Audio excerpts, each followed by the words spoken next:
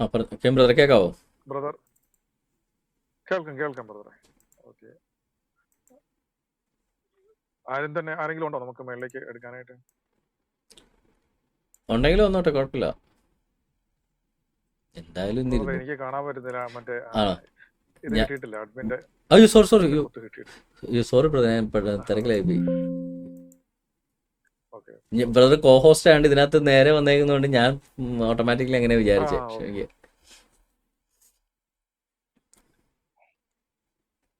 ഈ വിഷയമായതുകൊണ്ട് മുസ്ലിംസ് ആരും തന്നെ വന്നിട്ടില്ല. ജോഫിൻ ഉണ്ട്, ജോഫിൻ വന്നു. ജോഫിൻ സംസാരിക്കും, ഈ വിഷയമാണെങ്കിൽ സംസാരിച്ചോളൂ. താങ്ക് യു ബ്രദറെ. ക്ഷണിച്ചതിന് നന്ദി.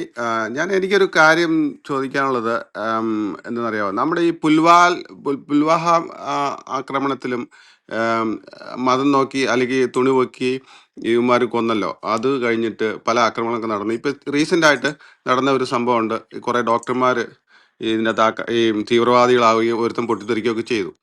അപ്പോൾ ഞാൻ ചോദിക്കുന്നത്, എന്തുകൊണ്ടാണ് ഇവര് അതിനെല്ലാം ഈ മുസ്ലിം തീവ്രവാദികൾ, മുസ്ലിം പേരുകളാണ് വന്നേക്കണേ.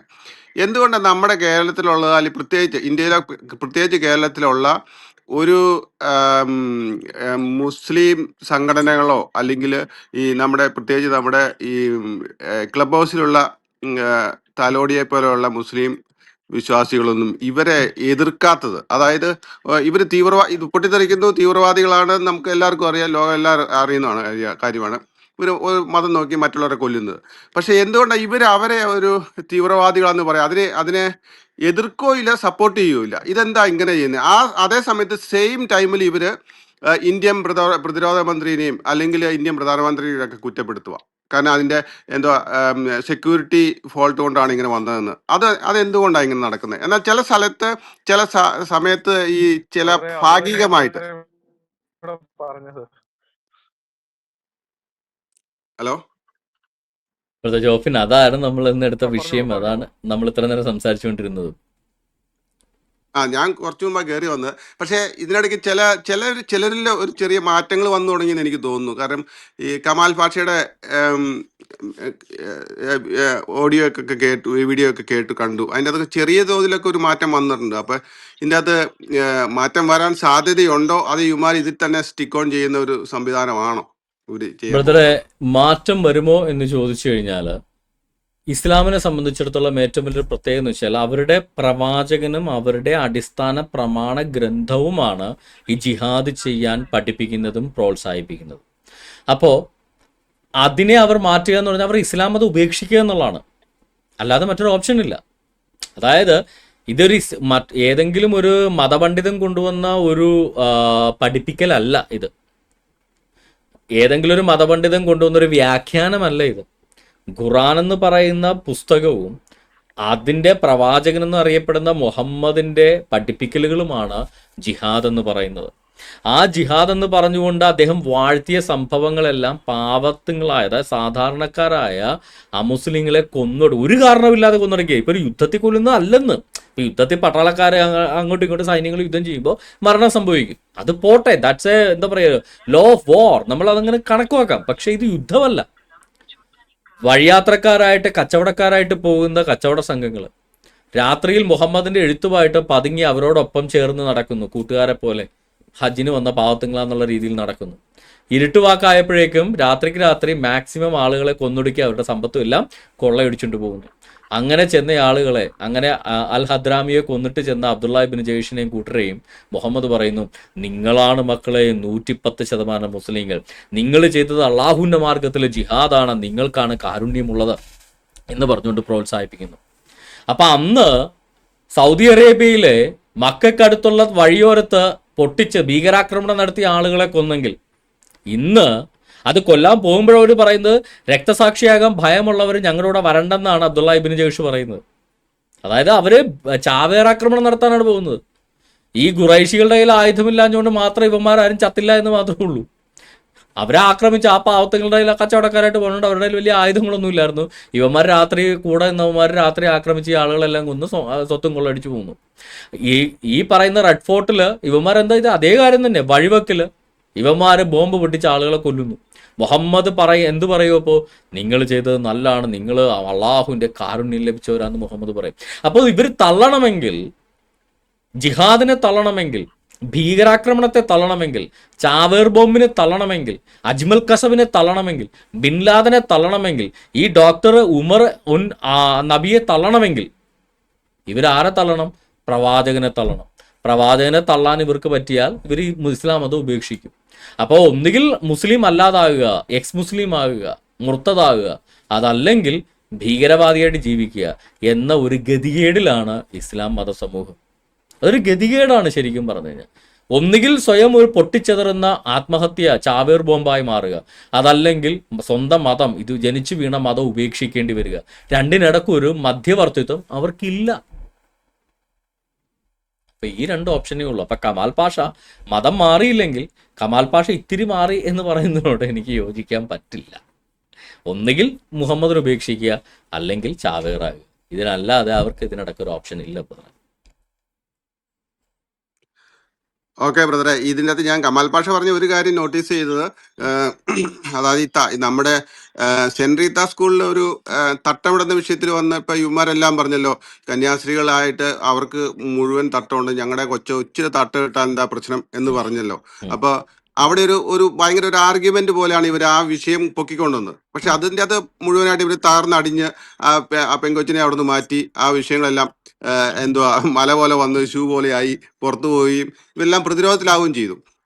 അങ്ങനെ ഒരു സാഹചര്യത്തിൽ കഴിഞ്ഞ ദിവസം കമാൽ പാഷ പറഞ്ഞ ഒരിക്കലും ഈ മോഹം മറച്ചുകൊണ്ടുള്ള ഒരു പരിപാടിക്ക് ഒരു മനുഷ്യനും ഇന്ത്യ ഗവൺമെൻറ് ഒരിക്കലും അംഗീകരിക്കരുത്. കാരണം അങ്ങനെ അംഗീകരിച്ച് വരുമ്പോഴാണ് ഇപ്പം ഇവിടെ ഒരു തീവ്രവാദി പൊട്ടിത്തെറിച്ചല്ലോ, അവന് ഒരു ബ്ലാക്ക് ആയിട്ടുള്ള ഒരു ഒരു മോമുടി പോലെയുള്ള ഒരു ഇത് ധരിച്ചിട്ടുണ്ട് പുള്ളി, എന്താണെന്നറിയത്തില്ല. അങ്ങനെയുള്ള കാര്യങ്ങളൊക്കെ അതുകൊണ്ട് അവനെ പിടിക്കാതെ വന്നതും തിരിച്ചറിയാതെ വരാനും താമസിച്ചുമൊക്കെ ചെയ്തത്. അപ്പോൾ ഇവരിലൊരു മാറ്റം വന്നു എന്ന് എനിക്ക് തോന്നുന്നു. കാരണം അങ്ങനെ തട്ടത്തിൻ്റെ താഴെ ഒരു ഷട്ടർ പോലെ ഇടുന്ന ഒരു സാധനം ഇന്ത്യ ഗവൺമെൻറ് അംഗീകരിക്കരുത്, ഒരു ലോകത്ത് ഒരു രാജ്യത്തും അംഗീകരിക്കരുത് എന്നിവർ പറയുന്നുണ്ട്. അപ്പോൾ അങ്ങനെ പറയുമ്പോൾ തന്നെ ഇവർ സൗദി അറേബ്യനെയും അതുപോലെ മിഡിൽ ഈസ്റ്റിലുള്ള രാജ്യങ്ങളിൽ നടക്കുന്ന സ്ത്രീകളെയൊക്കെ അങ്ങനെയുള്ള ഇസ്ലാം വിശ്വാസത്തെയൊക്കെ ഒരു പരിധിവരെ ഇവർ എതിർക്കുന്ന രീതിയിലല്ലേ വരുന്നത്. ബ്രദറെ, ഈ കമാൽ പാഷയുടെ തന്നെ ഒരു സ്റ്റേറ്റ്മെൻറ്റ് ഞാൻ നേരത്തെ എടുത്ത് ഞാനത് നോക്കുന്നുണ്ട്. അത് ആ വീഡിയോ കിട്ടുവാണെങ്കിൽ ഞാനിപ്പോൾ എടുത്ത് കേൾപ്പിച്ചു തരാം. കമാൽ പാഷ വിദേശത്ത് നടത്തിയൊരു പ്രോഗ്രാമിൽ അദ്ദേഹം പറയുന്ന കാര്യം എന്താണെന്നറിയാം? ഇപ്പം പറഞ്ഞുതരാം, ഞാൻ ആ വീഡിയോ തന്നെ പ്ലേ ചെയ്തു തരാം.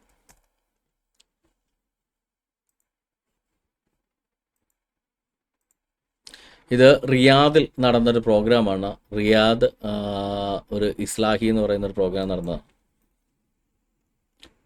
പ്ലേ കാനോട്ട് പ്ലേ വീഡിയോ, ആ മീഡിയ പ്ലേ ആവുന്നില്ല കേട്ടോ. അതുകൊണ്ട് ബ്രദർ ഒരു സെക്കൻഡ്, നമുക്കൊരു കോളറുണ്ട്. ഹലോ ഹലോ പറഞ്ഞോളൂ. അതെ പറഞ്ഞോളൂ, ആരാണ്? ഹലോ പറഞ്ഞോളൂ, ആരാണ്? ബ്രദറെ ലൈവിലാണ് ഞാൻ, പറയുന്ന പബ്ലിക്കാണ്, പ്രൈവറ്റ് ആണെങ്കിൽ പിന്നെ വിളിക്കുക. ഹലോ, ഞാൻ ലൈവില് തന്നെ അതിനെ കുറിച്ച് സംസാരിക്കാനാണേ. ഓക്കെ പറഞ്ഞോളൂ. ഞാനിപ്പോ ഈ ലേറ്റസ്റ്റ് ആയിട്ടൊരു ചർച്ചയിൽ കേട്ടു, മറ്റേ സെന്റ് റീത്ത സ്കൂളിൽ നടന്ന സംഭവത്തിനെ കുറിച്ച്. പറഞ്ഞോളൂ. ഹലോ, അപ്പൊ ഒരു സാമൂഹ്യ ജീവി എന്ന നിലയിൽ എനിക്കൊരു അഭിപ്രായം പറയാനാണ് ഞാൻ വിളിച്ചത്. ഇപ്പൊ ഈ ക്രിസ്ത്യൻസ് ഈ തട്ടത്തിനെയൊക്കെ എതിർക്കുന്നുണ്ടല്ലോ, എല്ലാവരും എതിർക്കുന്നുണ്ട്. ഇപ്പൊ ഹിജാബിനെ, തട്ടമല്ല ഹിജാബിനെ എതിർക്കുന്നുണ്ട്. അപ്പൊ എതിർക്കുന്ന കന്യാസ്ത്രീ തന്നെ തല മറച്ചിട്ടാണല്ലോ സംസാരിക്കുന്നത്. അപ്പൊ അതിലൊരു ലോജിക്കുള്ളതായിട്ട് തോന്നിയില്ല. ഇപ്പൊ നിയമം എല്ലാവർക്കും ഒരേപോലെയാണല്ലോ.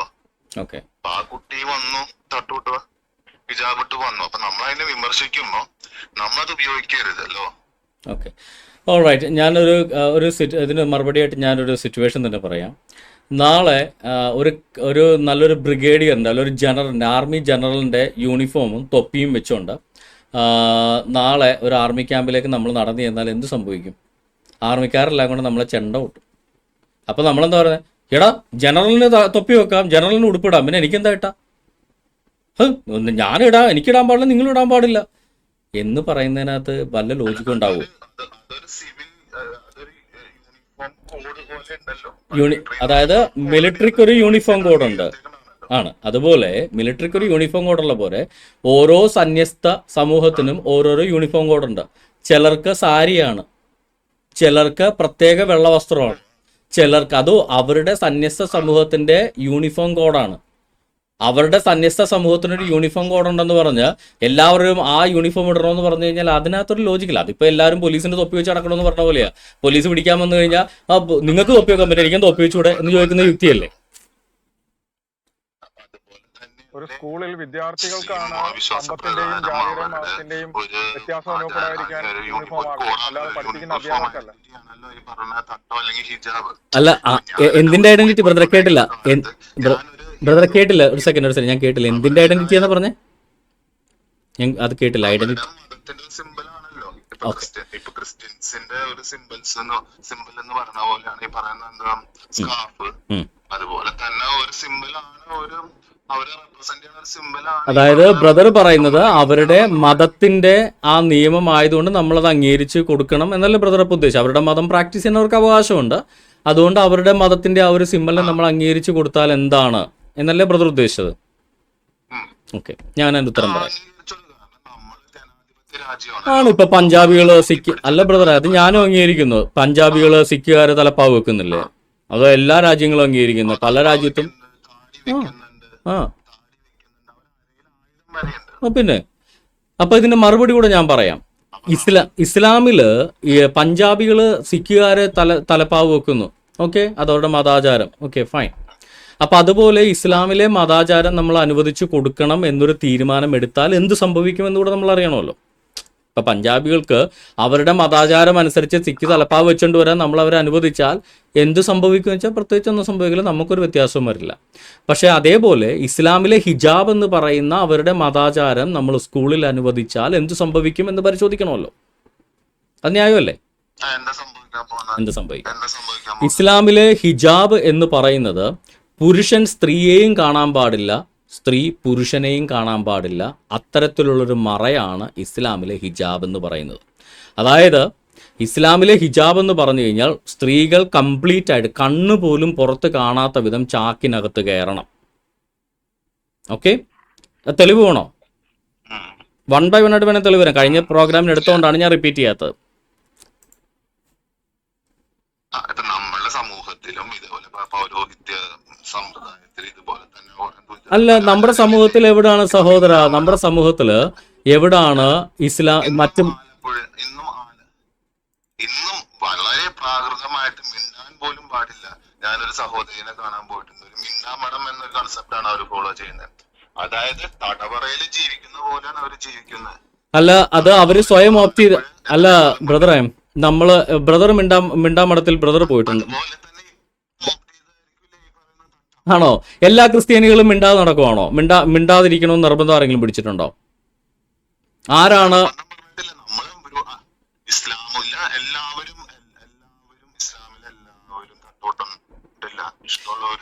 ഇല്ല, ഇഷ്ടമുള്ള അല്ല ബ്രദറെ, ഇസ്ലാമിലെ എല്ലാവരും ഇപ്പൊ ക്രിസ്ത്യാനികളായി ബ്രദർ ഇപ്പൊ കമ്പയർ ചെയ്യുന്നത് എങ്ങനെയാണെന്നറിയോ? ഇസ്ലാമിലെ ഒരു മത നിയമവും ക്രിസ്ത്യാനിറ്റിയിലെ ഏതോ ഒരു സന്യസ്ത സമൂഹത്തിന്റെ ഏതോ ഒരു വ്രതത്തിന്റെ കാര്യവുമാണ് ബ്രദർ പറയുന്നത്. അതായത് ഇപ്പോൾ ശബരിമല വ്രതമെടുക്കുന്നവർ ശബരിമലയിൽ വ്രതമെടുക്കുന്ന കുറച്ച് ആൾ അവർ വെജിറ്റേറിയൻ മാത്രം കഴിക്കുകയുള്ളൂ. ഓക്കെ, അതുപോലെ ഏതോ ഒരു സന്യസ്ത സമൂഹത്തിൽ, എല്ലാ സന്യസ്ത സമൂഹമല്ല, ആയിരക്കണക്കിന് സന്യസ്ത സമൂഹങ്ങളുള്ളതിൽ ഏതോ ഒരു സന്യസ്ത സമൂഹത്തിൽ അവർ സന്യാസികളാണ്. സന്യസിക്കാൻ പോകുന്നവർ ചിലപ്പോൾ ആരോടും മിണ്ടില്ല എന്ന് വ്രതം എടുക്കും. അതിനിപ്പോൾ നമുക്കൊന്നും ചെയ്യാൻ പറ്റില്ല. നമ്മൾ മിണ്ടരുതെന്ന് അവർ പറഞ്ഞാൽ നമുക്ക് പ്രശ്നം ഉണ്ടാവും. ഓക്കെ, മറ്റുള്ള ആരും മിണ്ടാൻ പാടുന്നവരും അവർ അതുപോലെയാണോ? ഇത് ഏതെങ്കിലും ഒരു പ്രത്യേക സന്യസ്ത സമൂഹത്തിന്റെ നിയമം അല്ല, അവരുടെ മതത്തിലുള്ള സകലരിലും അവർ അടിച്ചേൽപ്പിക്കുന്ന നിയമം. ഇനി ആ നിയമം നമ്മളുടെ ഒരു പൊതുസമൂഹത്തിൽ, ഒരു സ്കൂൾ പോലുള്ള അല്ലെങ്കിൽ ഒരു സ്ഥാപനത്തിൽ അത് പ്രാവർത്തികമാണോ എന്നുള്ളതാണ് നമ്മൾ പരിശോധിക്കുന്ന പ്രധാനപ്പെട്ട വിഷയം. ഞാൻ ഉദാഹരണത്തിന് ഹിജാബിന്റെ അടിസ്ഥാനമായിട്ടുള്ള ഒരു ഹദീസ് തന്നെ ഞാൻ ബ്രദറിന് വായിച്ചു കേൾപ്പിക്കാം. ഓക്കെ, യഥാർത്ഥത്തിൽ ഈ പറയുന്ന ഓക്കെ, ഞാൻ ഹദീസ് എടുത്ത് വായിച്ചു തരാം. ഒരു അന്ധൻ ഒരു പ്രാവശ്യം മുഹമ്മദിനെ കാണാൻ വന്നു. ഇത് ജാമിയ തിർമിദി ബുക്ക് നമ്പർ 43 ഹദീത്ത് നമ്പർ 48. നരേറ്റഡ് ബൈ നാബാൻ the freed slave of Umm Salama. Umm സലാമയുടെ സ്വതന്ത്രനായ അടിമയായ നാബാൻ പറഞ്ഞ കാര്യമാണിത്. To Ibn Shihab that Umm Salama, അതായത് മുഹമ്മദിൻ്റെ ഭാര്യ Umm Salama, narrated to him, Umm Salama അവനോട് പറഞ്ഞ കാര്യമാണ്. ദാറ്റ് ഷീ ആൻഡ് മൈമുന, മുഹമ്മദിൻ്റെ ഭാര്യമാരായ ഉമ്മു സലാമയും മൈമുനയും were with the messenger of Allah, ആ മുഹമ്മദിൻ്റെ ഭാര്യമാർ രണ്ടുപേരും മുഹമ്മദിനോടൊപ്പമുള്ളപ്പോൾ, she said, so when we were with him, അതായത് അവരവരുടെ ഭർത്താവായ മുഹമ്മദിനോടൊപ്പം ഉള്ളപ്പോൾ, Ibn Maktoum came, Ibn Maktoum എന്ന് പറയുന്ന പേരുള്ള ഒരാൾ വന്നു. And he entered upon him, അദ്ദേഹം ഈ മുഹമ്മദിൻ്റെ അടുക്കലേക്ക് വന്നു. And that was after veiling had been ordered. ഈ ഹിജാബ് കൽപ്പിക്കപ്പെട്ടതിന് ശേഷമാണ് ഈ ഇബ്നു മക്തൂം മുഹമ്മദിൻ്റെ അടുക്കലേക്ക് വന്നത്. So the messenger of Allah said, അപ്പോൾ മുഹമ്മദ് ഞങ്ങളോട് പറഞ്ഞു, വെയിൽ യുവർ സെൽഫ് ഫ്രം ഹിം, നിങ്ങൾ അവനിൽ നിന്ന് ഹിജാബ് വെച്ച് മറക്കുക എന്ന് പറഞ്ഞു. സോ ഐ സെഡ്, ഉമ്മുസലാമ മുഹമ്മദിൻ്റെ ഭാര്യ ചോദിച്ചു, അല്ലയോ മുഹമ്മദേ, ഈസ് ഹി നോട്ട് ബ്ലൈൻഡ്, ഈ വന്നിരിക്കുന്ന ഇബ്നു മക്തൂം ഒരു അന്ധനല്ലേ? അങ്ങനെ അന്ധനായ ഒരാളുടെ മുന്നിൽ ഞങ്ങൾ എന്തിനാണ് ഹിജാബ് ഇടുന്നത് എന്ന് ചോദിച്ചു. കേൾക്കാലോ? അല്ല, അത് കംപ്ലീറ്റ് ചെയ്തോട്ടെ. അപ്പോൾ അന്ധനായ ഈ ആള് ഞങ്ങളെ കാണുന്നില്ല, പിന്നെ എന്തിനാണ് ഞങ്ങൾ ഹിജാബ് ഇടുന്നത് എന്ന് ചോദിച്ചു. So messenger of Allah said, are you two blind such that you cannot see him? അവനാണ് അന്ധൻ, നിങ്ങൾ അന്ധരല്ലല്ലോ, അതുകൊണ്ട് നിങ്ങൾക്ക് അവനെ കാണാമല്ലോ, അതുകൊണ്ട് നിങ്ങൾ അവനെ കാണാൻ പാടില്ല, അതുകൊണ്ട് നിങ്ങൾ ഹിജാബ് ഇടുക എന്ന് പറഞ്ഞു. അപ്പോ ഈ മതാചാരത്തെ സ്കൂളിൽ ഇല്ലല്ലോ, ഇത് കംപ്ലീറ്റ് ചെയ്തോട്ടെ ബ്രദർ, ഒന്ന് കംപ്ലീറ്റ് ചെയ്തോട്ടെ. ഈ മതാചാരത്തെ, അതായത് സ്ത്രീകൾ പുരുഷന്മാരുടെ മുഖം കാണാൻ പാടില്ല എന്നുള്ള ഹിജാബ് എന്ന ഈ മതാചാരത്തെ ഒരു സ്കൂളിൽ അനുവദിച്ചാൽ എന്ത് സംഭവിക്കും ബ്രദറെ? സ്കൂളിൽ പുരുഷന്മാരെ അധ്യാപകർ വരുമ്പോൾ ഈ പെൺകുട്ടികൾ ഒന്നുകിൽ അവർ കണ്ണടച്ചിരിക്കണം, അല്ലെങ്കിൽ അവരെ കാണാതിരിക്കാൻ വേണ്ടി കംപ്ലീറ്റ് മറക്കുന്ന തുണി എടുത്തിടണം, അല്ലെങ്കിൽ ഒരു മറ കെട്ടിയിട്ട് ഒരു സ്റ്റേജിന്റെ വിരിപ്പിട്ടിട്ട് ആ വിരിപ്പിന് അപ്പുറം ഇപ്പുറം സാറുമാരൊന്ന് പഠിപ്പിക്കേണ്ടി വരില്ലേ? വരും. മലപ്പുറത്ത് നടന്നിട്ടുണ്ട്, എന്നെ കൊണ്ട് പറയിപ്പിക്കരുത്. വാക്സിന്റെ എഡ്യൂക്കേഷൻ സമയത്ത് പുരുഷന്മാർക്കും സ്ത്രീകൾക്കും ഇടയിൽ മറയിട്ട വാക്സിൻ എഡ്യൂക്കേഷൻ നടത്തിയ ചരിത്രം കേരള ആരോഗ്യ വിദ്യാഭ്യാസ വകുപ്പിനുണ്ട് സഹോദര. അപ്പൊ ഇത് നമ്മുടെ സ്കൂളിൽ കൊണ്ടുവരണമെന്ന് ബ്രദർ പറയുമ്പോൾ ബ്രദർ എത്രത്തോളം പിന്നോക്ക ചിന്താഗതിക്കാരനാണെന്ന് നമുക്ക് പറയേണ്ടി വരും. ഇതാണോ ബ്രദർ ഉദ്ദേശിക്കുന്ന സമത്വം?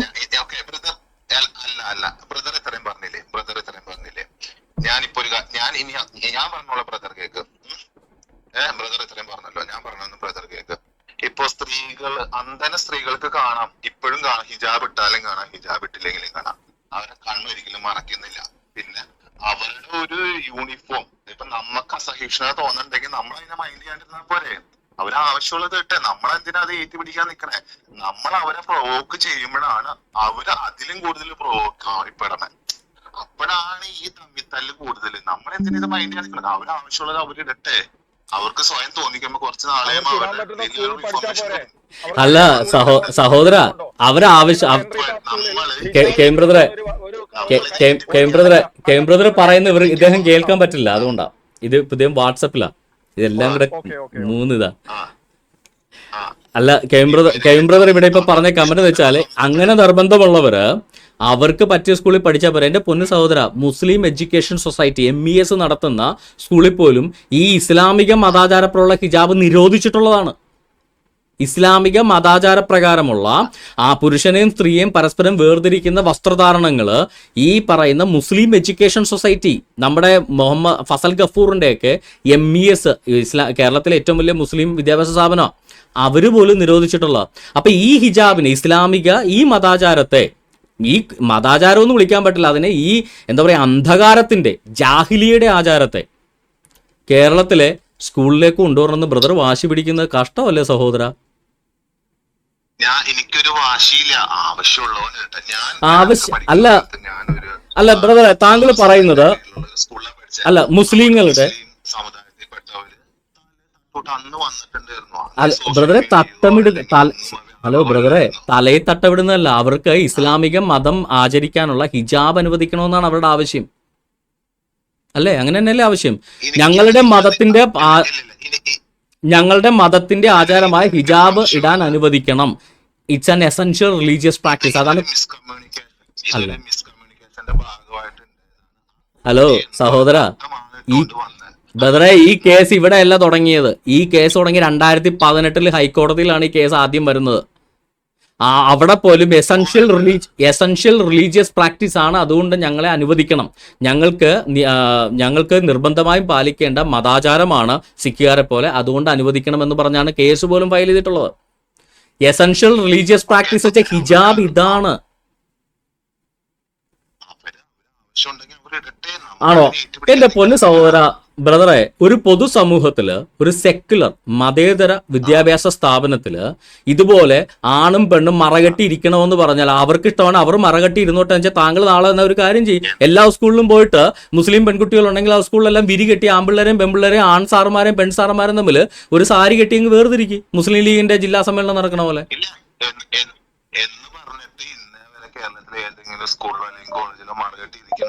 എന്റെ പൊന്നു സഹോദര, മലപ്പുറത്ത് നടന്ന ചിന്തിച്ചു കൂട്ടുന്നതല്ല, this is their religious practice. അതാണോ അനുവദിക്കണമെന്ന് താങ്കൾ പറയുന്നത്?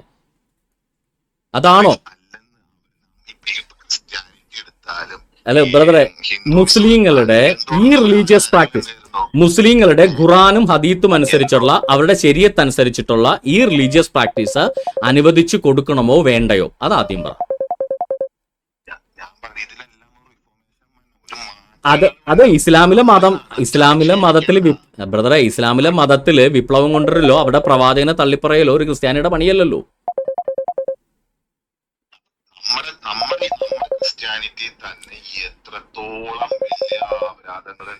അതുകൊണ്ട് ക്രിസ്ത്യാനിറ്റിയിൽ അല്ല, ക്രിസ്ത്യൻ മതത്തിലെ പല അംഗങ്ങളും പാപം ചെയ്യുന്നത് കൊണ്ട് ഇസ്ലാമിലെ താലിബാനിസം സ്കൂളിൽ കൊണ്ടുവരണമെന്നാണോ പറയുന്നേ?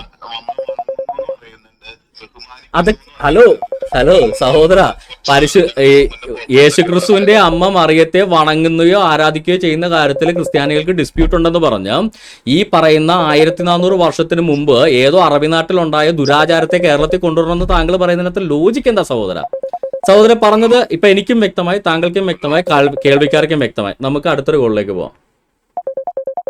ഹലോ ബ്രദർ, ഒരു സെക്കൻഡ്.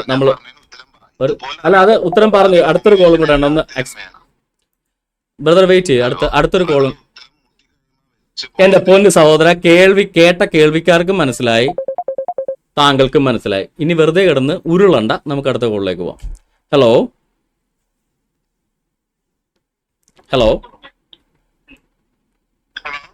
ഹലോ പറയൂ. ഓക്കെ അനീഷ് ബംഗ്ലാദേശിൽ നിന്നാണോ വിളിക്കുന്നത്? ഓക്കെ പറയൂ.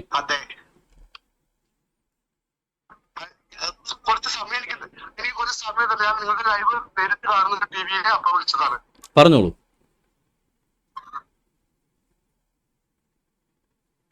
ഞാനിപ്പോ ഇവിടെ വന്നിട്ട് ഇപ്പൊ 10 വർഷമായി ബംഗ്ലാദേശിൽ വന്നിട്ട്. ഞാനൊരു ഹിന്ദുവായിരുന്നു. ബ്രദർ പറഞ്ഞോളൂ, കേൾക്കുന്നുണ്ട്. ഹിന്ദുവാണ് ഇപ്പോഴും ഞാൻ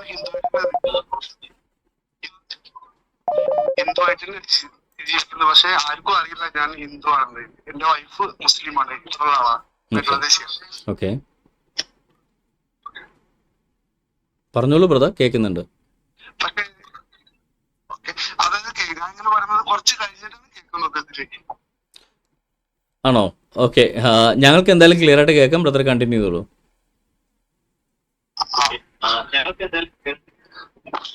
ഓക്കെ, നമ്മളിപ്പോ പറയുന്നത് ഇപ്പൊ ഇസ്ലാം എന്ന് പറയുന്നത് സാധനം, ഞാൻ നിങ്ങളുടെ വീഡിയോ കണ്ടിട്ട് ഖുറാനും ഹദീസും ഫുള്ളായിട്ട് പഠിച്ചു.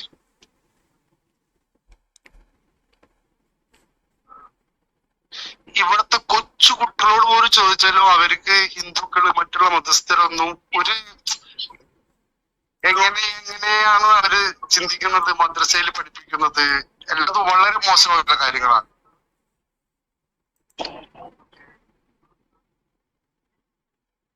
സത്യം പറഞ്ഞാൽ നമ്മളെല്ലാരും വിചാരിക്കും പാകിസ്ഥാനാണ് നമ്മുടെ ശത്രു എന്ന്. എന്റെ കാഴ്ചപ്പാടിൽ പാകിസ്ഥാനല്ല.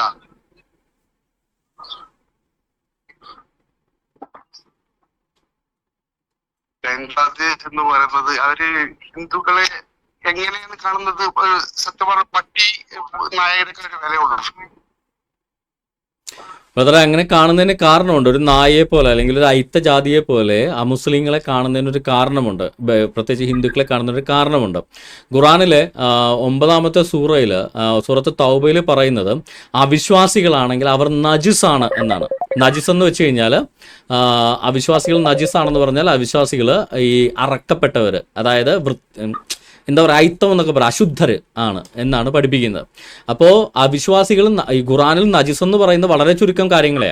ഒന്ന് അവിശ്വാസികൾ, പിന്നെ പട്ടി, പൂച്ച, മലം, മൂത്രം, രക്തം, ഇതിനെയൊക്കെയാണ് ഖുറാനിൽ അശുദ്ധം എന്ന് പറയുന്നത്. അപ്പോൾ ഈ മലത്തിനോടും മൂത്രത്തോടുമാണ് അവിശ്വാസികളെ ഖുറാനിൽ ഇക്വേറ്റ് ചെയ്യുന്നത്. അതായത് ഖുറാനിൽ നജിസാണെന്ന് പറയുന്നത് വളരെ ചുരുക്കം സാധനങ്ങളെയാണ്. അക്കൂട്ടത്തിലൊന്നാണ് ബഹുദൈവ വിശ്വാസികൾ, അതായത് ഹിന്ദുക്കൾ, ഇന്നത്തെ ഭാഷ ഹിന്ദുക്കൾ. അങ്ങനെ അവരെ ഖുറാനിൽ പഠിപ്പിക്കുമ്പോൾ പിന്നെ അവർ അങ്ങനെയല്ലേ ചെയ്യുള്ളൂ. അത് അവരുടെ കുഴപ്പമല്ല, ഖുറാന്റെ കുഴപ്പമാണ്. നമ്മൾ അവരെ കുറ്റം വെച്ചിട്ട് യാതൊരു കാര്യമില്ല.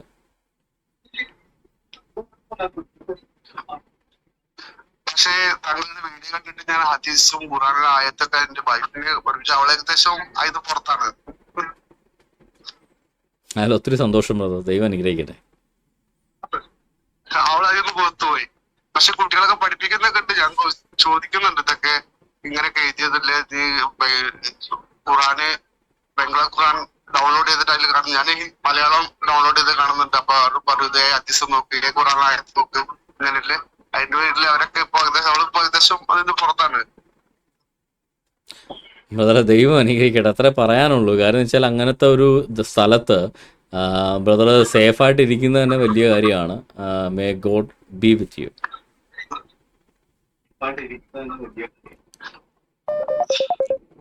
ഓക്കെ ബ്രദറെ, ഒത്തിരി നമ്മുടെ സംഭാഷണങ്ങളിൽ ഒത്തിരി ഡിലേ ഉണ്ട്.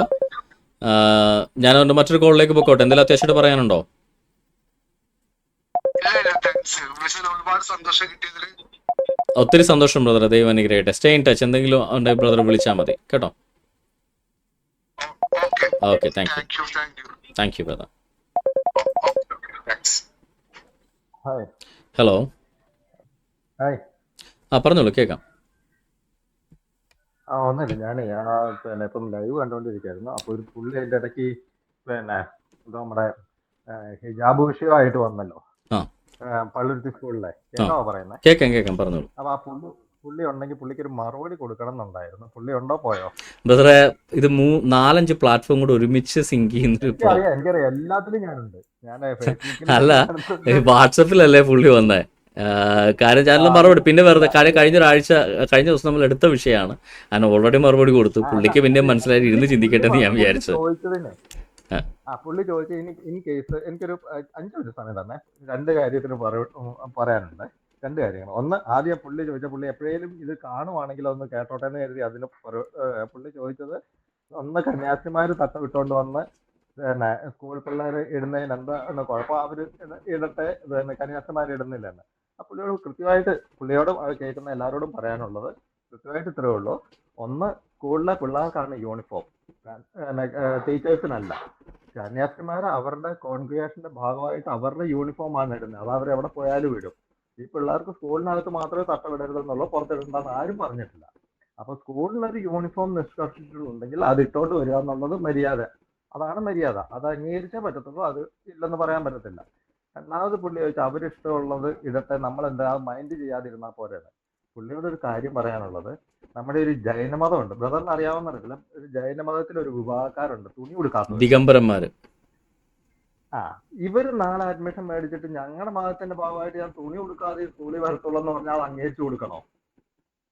അപ്പൊ പുള്ളി പറഞ്ഞ വിഷയമാണെങ്കിൽ അതും അംഗീകരിച്ചു കൊടുക്കേണ്ടി വരുമല്ലോ. പിള്ളേരെ തുണി ഉടുപ്പിക്കാതെ ക്ലാസ്സിൽ കയറേണ്ടി വരുമല്ലോ. അപ്പം അല്ല, ഇനി ശ്വാതംബരന്മാരാണെങ്കിലും എന്താ പറയാ, കോണ കൊടുത്തുകൊണ്ട് വരണ്ടി വന്ന് നമ്മൾ സമ്മതിക്കും. അതാ പറഞ്ഞത്. അപ്പൊ അതുകൊണ്ടാണ് ഈ നിയമം തന്നെ ഈവൻ മുസ്താഖ് അഹമ്മദും ആ 2018 കോടതി വിധിയിൽ കൃത്യമായിട്ട് പറഞ്ഞേക്കുന്നത്, സ്കൂളിന്റെ നിയമങ്ങൾ അത് പിന്നെ വ്യക്തി നിയമങ്ങൾക്ക് അതീതമാണ്. കാര്യം ഓരോ വ്യക്തിയും അവനവന്റെ നിയമങ്ങളും കൊണ്ട് വന്നു കഴിഞ്ഞാൽ അത് അംഗീകരിച്ചു കൊടുക്കാൻ ഒരു ഇൻസ്റ്റിറ്റ്യൂഷന് ഇപ്പം ബ്രദർ ഒരു നേഴ്സ് ആയതുകൊണ്ട് അറിയായിരിക്കും. ഈ പറയുന്ന എല്ലാ അവന്മാരും ഒരു ഓപ്പറേഷൻ തിയേറ്ററിൽ കയറി കഴിഞ്ഞാൽ ഓപ്പറേഷൻ സ്ക്രബ് ഇട്ടുകൊണ്ട് കയറാൻ പറ്റത്തുള്ളൂ. അവിടെ പിന്നെ കൈനീളമുള്ള ഉപ്പ്, പിന്നെ ഹിജാബ്, പിന്നെ മുഖം മറക്കണം, നിക്കാബ് എന്ന് പറഞ്ഞു വന്നു കഴിഞ്ഞാൽ നടക്കുമോ? ഇല്ല. അപ്പം പിന്നെ അതുകൊണ്ടാണ് മിട്ടാകാമ നിയമം വന്നത്. അപ്പൊ പുള്ളി അത് കേൾക്കുവാണെങ്കിൽ കേൾക്കട്ടെ. അതിനകത്ത് അത്ര ഉള്ള ഒരു ഇൻസ്റ്റിറ്റ്യൂഷന് അവരുടേതായ നിയമങ്ങളുണ്ട്. അത് അംഗീകരിക്കാൻ ഓരോ വ്യക്തിയും ബാധ്യസ്ഥരാണ് അവിടെ ഉള്ളവർ. അല്ലാത്തവർ ആ ഇൻസ്റ്റിറ്റ്യൂഷനിലോട്ട് പോകാതിരിക്കുക, അത്രേ ഉള്ളൂ. അവിടെ ഉള്ളവർ എന്ത് ചെയ്യണം? പിന്നെ ഹോസ്പിറ്റലിന്റെ MD കോട്ടും സ്യൂട്ട് കിട്ടുമെന്നും പറഞ്ഞ് നേഴ്സുമാർ നാളെ തൊട്ട് കോട്ടും സ്യൂട്ട് ഇട്ടുകൊണ്ട് അവിടെ വരാൻ പറ്റുമോ? ഇതൊക്കെ ഓക്കെ ബ്രദറെ, പോയിന്റ് മനസ്സിലായി. പോയിന്റ് വളരെ ക്ലിയർ ആണ് ആൻഡ് വെരി വാലിഡും ആണ്. പ്രത്യേകിച്ച് ജൈനന്മാരുടെ കാര്യം എനിക്ക് നന്നായിട്ട് ഇഷ്ടപ്പെട്ടു കേട്ടോ. കാര്യം അദ്ദേഹം പറഞ്ഞ പോയിന്റ് വളരെ ക്ലിയർ ആണ്. ഒരു ജൈനമത വിശ്വാസി നാളെ സ്കൂളിൽ വന്നിട്ട് ഞങ്ങളുടെ മതം പ്രാക്ടീസ് ചെയ്യാൻ ഞങ്ങൾ അനുവദിക്കണം. പ്രത്യേകിച്ച് ദിഗംബരന്മാരായിട്ടുള്ള ജൈനമത വിശ്വാസികൾ വസ്ത്രം എടുക്കാറില്ല, നഗ്നരായിട്ടാണ് നടക്കുന്നത്. നഗ്ന സന്യാസിമാരാണ് അവർ. സന്യാസിമാരല്ല, ജൈനമതം മുഴുവൻ അങ്ങനെ.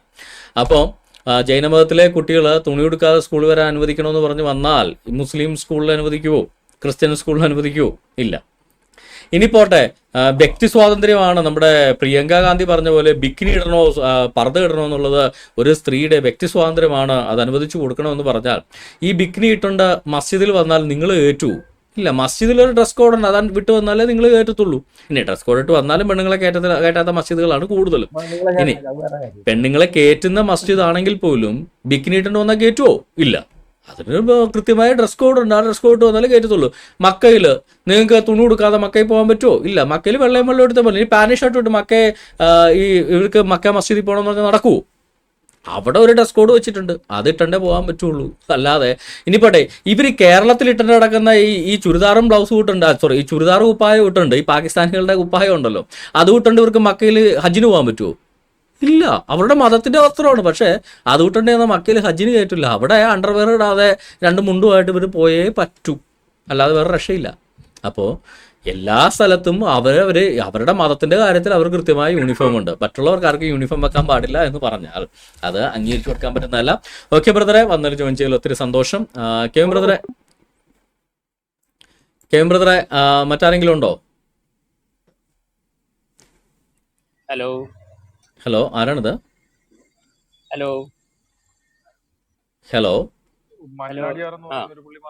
നമസ്കാരം.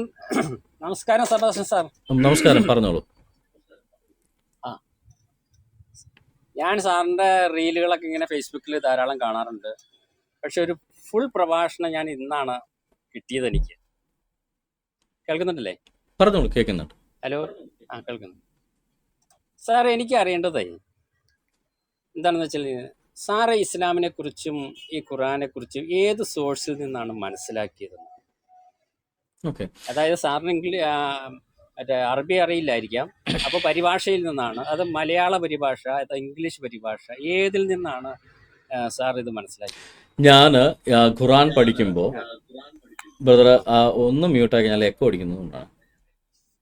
ഞാൻ ഖുറാൻ പഠിച്ചിട്ടുള്ളത് ഖുറാനിൽ നിന്നും അതിൻ്റെ ഹദീത്തുകളിൽ നിന്നും അതിൻ്റെ തഫ്സീറുകളിൽ നിന്നുമാണ്. ഓക്കെ. ഖുറാൻ ആയത്തെടുക്കുമ്പോൾ ആ ആയത്തിൻ്റെ word by word transliteration, every single വേർഡിൻ്റെ യൂസേജ് നോക്കിയിട്ട് തന്നെയാണ് ഖുറാൻ എടുക്കുന്നത്. ഇനി ഖുറാനകത്ത് എഴുതി വെച്ചേക്കുന്ന ഒന്നും ആയിരിക്കില്ല അതിൻ്റെ അർത്ഥമായിട്ട് തഫ്സീറുകാർ പറയുന്നത്. അതുകൊണ്ട് മിനിമം 3 തഫ്സീറെങ്കിലും ഒരു ആയത്തിന് പ്രധാനമായിട്ട് യൂസ് ചെയ്യും.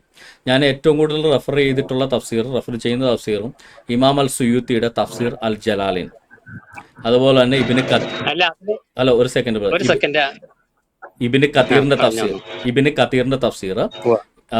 ഇതിൽ പലതും ഒഫീഷ്യൽ ആയിട്ടുള്ള ഇംഗ്ലീഷ് ട്രാൻസ്ലേഷൻസ്, അതായത് ഇസ്ലാമിക് റിസർച്ച് കൗൺസിലുകൾ പുറത്തിറക്കിയിട്ടുള്ള, അല്ലെങ്കിൽ ഗവൺമെന്റ്, ഇപ്പൊ ജോർദാനിയൻ ഗവൺമെന്റിന്റെ ഫണ്ടിങ്ങിൽ വർക്ക് ചെയ്യുന്ന ഇസ്ലാമിക് റിസർച്ച് ഇൻസ്റ്റിറ്റ്യൂട്ട്. അറബി നിങ്ങളല്ല ഖുറാൻ ഏത് ട്രാൻസ്ലേഷൻ നോക്കിയത്? ഖുറാൻ അങ്ങനെ ഞാൻ ട്രാൻസ്ലേഷൻസ് അങ്ങനെ വായിക്കാറുണ്ട്, എല്ലാ ട്രാൻസ്ലേഷനും വായിക്കാറുണ്ട്. ഖുറാനിൽ ഇംഗ്ലീഷിലുള്ള ഏകദേശം എല്ലാ ട്രാൻസ്ലേഷനും ഞാൻ വായിച്ചിട്ടുണ്ട്. മലയാളത്തിലുള്ള പല ബഹളം വെക്കല്ലേ. ഹലോ, ഒരു ചോദ്യം ചോദിച്ചില്ല, അത് ഉത്തരം കേൾക്കാനുള്ള മാന്യത കാണിക്കേ. അങ്ങനെ പറയില്ലേ? താങ്കളൊരു ചോദ്യം ചോദിച്ചില്ലേ, ഞാൻ ഉത്തരം പറയൂല്ലേ? ഞാൻ വേറെ വിഷയത്തിലേക്കൊന്നും പോയില്ലല്ലോ. ഖുറാനിലെ ഇംഗ്ലീഷിൽ തന്നെ 5 or 6 ട്രാൻസ്ലേഷൻസ് ഉണ്ട്. ആ മിക്കവാറും ഇപ്പോൾ അത് മോസിൻഖാൻ്റെ ആവട്ടെ, യൂസഫ് അലിയുടെ ആവട്ടെ, അല്ലെങ്കിൽ അങ്ങനെ എന്താ പറയുക, അങ്ങനെ ഒരു 5-8 ട്രാൻസ്ലേഷൻസ് എൻ്റെ കയ്യിലുണ്ട്, ഞാനത് വായിച്ചിട്ടുണ്ട്. പക്ഷേ ഓരോ ട്രാൻസ്ലേഷനും ഖുറാനിലെ ഓരോ ഇംഗ്ലീഷ് ഖുറാനും ഓരോ രീതിയിലാണ്. മലയാളം ഖുറാനും അതുപോലെ തന്നെ ഓരോ മലയാളം ഖുറാനും ഓരോരുത്തർക്കും തോന്നിയ പോലെയാണ് മലയാളം ഖുറാനും.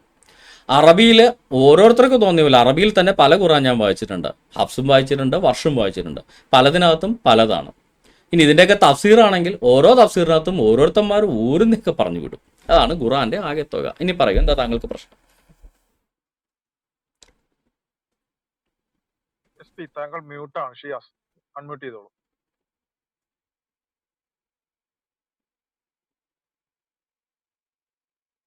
ഷിയാസ് മ്യൂട്ടാണ്, അൺമ്യൂട്ട് ചെയ്തോളൂ. ഷിയാസ് താങ്കൾ അൺമ്യൂട്ട് ചെയ്തിട്ട് സംസാരിക്കൂ. ഇപ്പൊ കിട്ടിയില്ലേ? പറഞ്ഞോളൂ. ഹലോ. ഞാൻ ചോദിക്കുന്നത് സാറ് ഖുറാൻ വായിച്ചത് ഇംഗ്ലീഷ് ആണോ മലയാളമാണോ? എൻ്റെ പൊന്നു സഹോദരൻ, ഞാൻ എത്ര പ്രാവശ്യമേ താങ്കളോട് പറയുന്നത് ഖുറാനിന്റെ വേർഡ് ബൈ വേർഡ് ട്രാൻസ്ലിട്രേഷനും നിങ്ങൾ തഫ്സീർ വായിച്ച കാര്യമല്ല സഹോദര. ഞാൻ ഇവിടെ ഖുറാൻ വായിച്ച കാര്യം പറഞ്ഞു, അതിന്റെ ഇംഗ്ലീഷ് ട്രാൻസ്ലേഷൻ വായിച്ച കാര്യം പറഞ്ഞു, മലയാളം ട്രാൻസ്ലേഷൻ വായിച്ച കാര്യം പറഞ്ഞു, Arabic transliteration word by word read ചെയ്ത് സ്റ്റഡി ചെയ്ത കാര്യം പറഞ്ഞു, അതിന്റെ തഫ്സീർ വായിച്ച കാര്യം പറഞ്ഞു. ഇനി സീറ വായിച്ച കാര്യം പറഞ്ഞില്ല, വേണേ ആ മുഹമ്മദിന്റെ സീറ വായിച്ച കാര്യം കൊണ്ട് ഞാൻ പറഞ്ഞു തരാം. എല്ലാ ഹദീസുകൾ വായിച്ച കാര്യം ഞാൻ പറഞ്ഞു. ഇനി ഞാൻ പറഞ്ഞിട്ടുള്ള ഏതെങ്കിലും ഖുറാൻ ആയത്തിൽ ഞാൻ എപ്പോഴെങ്കിലും തെറ്റായ ഒരു അർത്ഥം പറഞ്ഞിട്ടുണ്ടോ? ഉണ്ടെങ്കിൽ ഒന്ന് ചൂണ്ടിക്കാണിക്കാമോ?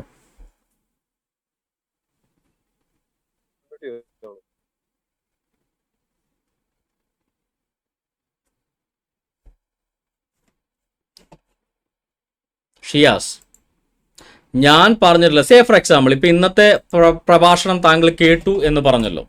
ഇന്നത്തെ പ്രഭാഷണത്തിൽ തന്നെ ആദ്യത്തെ ആയത്ത് തന്നെ നമുക്കെടുക്കാം. ഖുറാനിലെ 2-ാമത്തെ സൂറ 118-ാമത്തെ ആയത്ത്. ഇത് തങ്ങളുടെയും പറപ്പൂരിന്റെയും തർജ്ജമയാണ്. സൂറത്ത് അൽ ബഖറ. വിശ്വസിക്കുകയും സ്വദേശം വിടുകയും അള്ളാഹുവിന്റെ മാർഗത്തിൽ ജിഹാദിൽ ഏർപ്പെടുകയും ചെയ്തവരാരോ അവർ അള്ളാഹുവിന്റെ കാരുണ്യം പ്രതീക്ഷിക്കുന്നവരാകുന്നു. ഈ ട്രാൻസ്ലേഷനിൽ എന്തെങ്കിലും തെറ്റുണ്ടോ? ഉണ്ടെങ്കിൽ താങ്കളൊന്ന് പറയ ഷിയാസ്.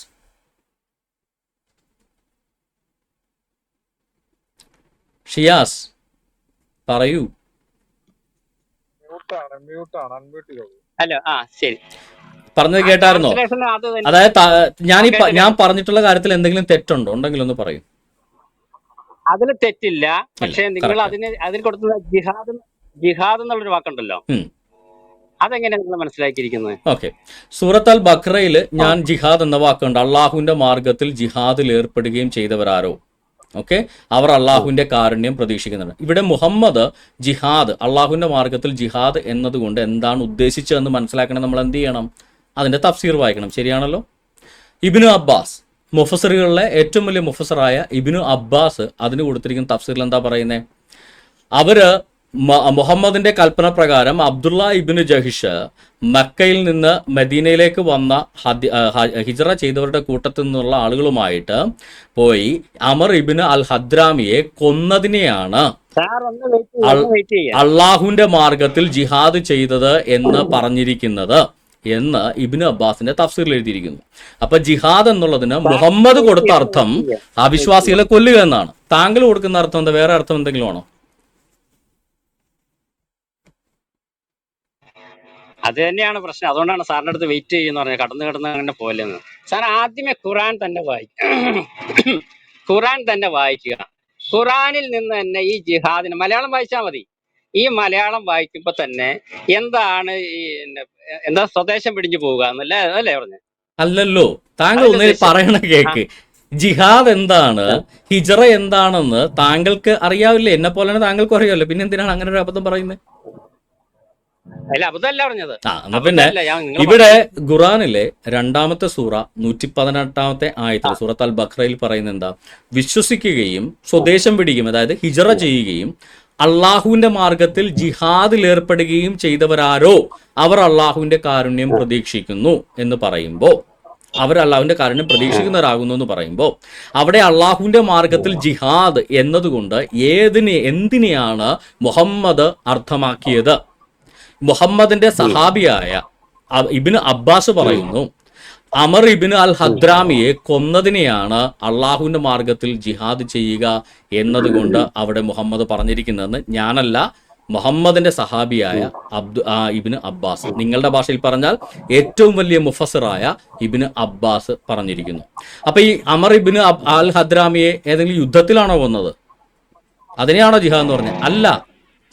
കച്ചവടക്കാരായ അമർ ഇബ്നു അൽ ഹദ്രാമിയും മറ്റ് മക്കൻ മുശ്രിക്കുകളും കച്ചവട യാത്ര ചെയ്തുകൊണ്ടിരിക്കുമ്പോൾ മുഹമ്മദിന്റെ എഴുത്തുമായിട്ട് ഈ അബ്ദുള്ള ഇബ്നു ജയ്ഷും മറ്റ് 7 ഖുറൈശികളും കൂടെ, ഈ മുസ്ലിമായ ഖുറൈശികളും കൂടെ തലമൊട്ടയടിച്ച് ആ വഴിയിൽ അവരുടെ ഒപ്പം ചേർന്നു. തലമൊട്ടയടിച്ച് കണ്ടപ്പോൾ അവർ വിചാരിച്ചു ഇവർ ഹജ്ജിന് വന്ന ആളുകളാണെന്ന് വിചാരിച്ച് അവർ സമാധാനത്തോടെ ഇരുന്നു. ഇരുട്ടിന്റെ മറവിൽ ഈ ഖുറൈശികളെ, ഈ അമർ ഇബ്നു അൽ ഹദ്രാമി അടക്കമുള്ള ഖുറൈശികളെ അവരെ കൊന്നിട്ട് അവരുടെ സ്വത്തും കൊള്ളയടിച്ച് മുഹമ്മദിന്റെ അടുക്കലേക്ക് തിരിച്ചു ചെന്നപ്പോൾ മുഹമ്മദ് അതിനെ പ്രകീർത്തിച്ചുകൊണ്ട് പറഞ്ഞ ആയത്താണ്, അള്ളാഹുവിന്റെ മാർഗത്തിൽ ജിഹാദിൽ ഏർപ്പെട്ട ഇവർക്കാണ് ഏറ്റവും കാരുണ്യം പ്രതീക്ഷിക്കുന്നതെന്ന് ആയത്തിറക്കിയതെന്ന് ഇബ്നു അബ്ബാസ് പറഞ്ഞിരിക്കുന്നു. അതിന്റെ ചരിത്രം സീറത്തു റസൂലുള്ള ഇബ്നു ഇഷാഖിന്റെ സീറത്തു റസൂലുള്ളയിൽ അതിന്റെ ചരിത്രവും ഞാൻ വായിച്ചു കേൾപ്പിച്ച് താങ്കൾക്ക് വേണമെങ്കിൽ റെഫറൻസ് അടക്കം ഞാനിപ്പോ പറഞ്ഞുതരാം. നിങ്ങൾ ആ സൈസ് വാറോലകൾ പറയട്ടെ സുഭാഷ് സാർ, നിങ്ങൾ ഈ തരം വാറോലകളെല്ലാം മാറ്റിവെക്കുക. ഏത് ഖുറാനും ഹദീസും മാറ്റിവെക്കണം? അല്ല, ഞാൻ പറഞ്ഞ കേക്ക്, നിങ്ങളിപ്പോ വായിച്ച വാറോലകളെല്ലാം അല്ല, താങ്കൾ ഈ വാറോലെന്ന് ഉദ്ദേശിച്ചുകൊണ്ട് ഖുറാനാണോ ഹദീസാണോ സീറയാണോ ഏതാണ്? പ്ലീസ് ഞാൻ പറഞ്ഞ കേക്ക്. നിങ്ങൾ ഇപ്പൊ ഈ പറഞ്ഞ വാറോലകളുണ്ടല്ലോ, ഏത് ഞാൻ 3 കാര്യങ്ങൾ ഇവിടെ ഉദ്ധരിച്ചു. ഒന്ന് ഖുറാൻ, പിന്നെ ഒന്ന് അതിന്റെ തഫ്സീർ, പിന്നെ ഒന്ന് അതിന്റെ മുഹമ്മദിന്റെ സീറ, ഇബ്നു ഇഷാഖിന്റെ സീറ. ഇതിൽ ഏതിനെയാണ് താങ്കൾ വാറോല എന്നതുകൊണ്ട് ഉദ്ദേശിച്ചെന്ന് പറഞ്ഞാൽ കൊള്ളായിരുന്നു. അതുകൊണ്ടല്ലേ ഞാൻ പറഞ്ഞു തുടങ്ങണല്ലോ, നിങ്ങൾ അതിന്റെ ഇടയ്ക്ക് വന്നല്ലോ. ഞാൻ വീണ്ടും പറഞ്ഞു തുടങ്ങാണ്, താങ്കൾ ഈ വാറോലകളെല്ലാം ഏത് വാറോല മാറ്റി വെക്കാൻ പറയുമ്പോ ഏതാന്ന് പറഞ്ഞാലല്ലേ സഹോദര മാറ്റി വെക്കാൻ പറ്റുള്ളൂ. ഏതാണ് വിശ്വസിക്കാൻ കൊള്ളാത്ത ഈ വാറോല? അതല്ലേ അതിന്റെ ബാക്കി പറയട്ടെ. ഏതാണെന്ന് പറഞ്ഞ തീരുന്നില്ല പ്രശ്നം. പിന്നെ നിങ്ങളവിടെ ചെമ്മറ് വിടല് മനുഷ്യ. താങ്കള് എന്നോട് ഏതോ ഒരു വാറോല മാറ്റാൻ പറഞ്ഞു. ഞാൻ ഉദ്ധരിച്ച ഈ 3 ഏതാണ് ഈ വിശ്വസിക്കാൻ കൊള്ളാത്ത വാറോല എന്ന് പറയാനാ പറഞ്ഞേ. അത് പറയുവാണെന്ന് നിങ്ങളെ നല്ല കേക്ക് പറയൂ. അത് പറയാനല്ലേ പറഞ്ഞു സോരൻ. ചൂടാവണെന്തിനാ? അതിന് ചൂടല്ല, എനിക്ക് നിങ്ങളോട് ഭയങ്കര സന്തോഷമുള്ളൂ, സ്നേഹമുള്ളൂ. മറ്റേ ഈ ഇരിക്കുന്ന എല്ലാവരും ആഗ്രഹം കൊണ്ടാ ചോദിക്കുന്നേ. വിശ്വസിക്കാൻ കൊള്ളാത്ത ഈ നാറിയ വാറോല ഏതാണ് ഈ കൂട്ടത്തിൽ? ഞാൻ പറയുന്നത് വെച്ചിട്ടുണ്ടെങ്കിൽ ഈ ഇടയ്ക്ക് കയറല്ലോ കേട്ടോ. ഞാൻ പറയുന്നത് വെച്ചിട്ടുണ്ടെങ്കിൽ നിങ്ങൾ ഈ പറഞ്ഞ വാറോലകളെല്ലാം മാറ്റി വെക്കുക. അതിനുശേഷം നിങ്ങൾ ഖുറാൻ എടുക്കുക. അല്ലല്ല, ഈ വാറോല ഏതാന്നൂടെ പറ സഹോദര. ഞാൻ ഉദ്ധരിച്ചത് ഖുറാനും തഫ്സീറും. അല്ല, അങ്ങനെ പറയല്ലേ താങ്കൾ. ചുമ്മാ ഞാൻ പറഞ്ഞ വാറോല, ഞാൻ ഏത് വാറോലയാ പറഞ്ഞ? ഇസ്ലാമിക തഫ്സീറും ഇബ്നു അബ്ബാസിന്റെ തഫ്സീറിനെയാണോ താങ്കൾ വാറോല എന്നുകൊണ്ട് ഉദ്ദേശിച്ചത്? അതോ സീറത്തു റസൂലുള്ള ഇബ്നു ഇഷാഖിന്റെ സീറത്തു റസൂലുള്ളയാണോ? ഏതിനെയാണ് താങ്കൾ വിശ്വസിക്കാൻ കൊള്ളാത്ത വാറോല എന്ന് ഉദ്ദേശിച്ച ഏതാന്ന് പറ, എന്നാലേ മനസ്സിലാവുള്ളൂ. അല്ല അടച്ചാക്ഷേപിക്കല്ലേ. താങ്കൾ ഖുറാനെയാണോ ഇനി വാറോല എന്ന് പറഞ്ഞത്? അത് വ്യക്തമാക്കണം. വ്യക്തമാക്കിയിട്ട് മുന്നോട്ട് പോകും പ്ലീസ്. താങ്കൾ മ്യൂട്ടാണ്, അൺമ്യൂട്ട് ചെയ്തോളൂ.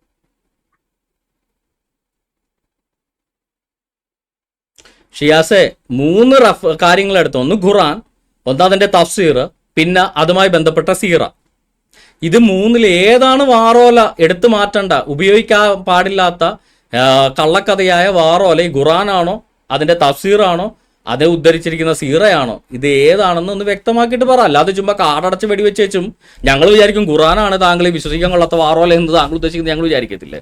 അവിടെ തെറ്റിദ്ധാരണ നീക്കിയിട്ട് മുന്നോട്ട് പോകും. ഏതാണ് താങ്കൾ ഉദ്ദേശിച്ച വിശ്വസിക്കാൻ കൊള്ളാത്ത, കാശിന് കൊള്ളാത്ത വാറോല? ഖുറാനാണോ, അതോ അതിന്റെ തഫ്സീറാണോ, അതോ അതുമായി ബന്ധപ്പെട്ട സീറയാണോ?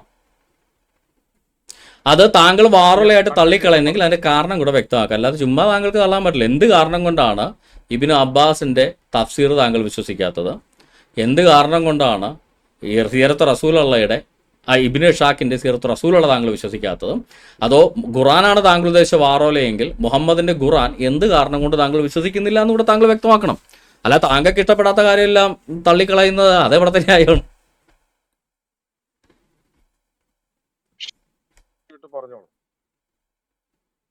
ഷിയാസ് പറയൂ, ഞങ്ങൾ കാത്തിരിക്കുക. താങ്കൾ മ്യൂട്ടാണ്, താങ്കൾ അൺമ്യൂട്ട് ചെയ്തിട്ട് ഉത്തരം പറയൂ.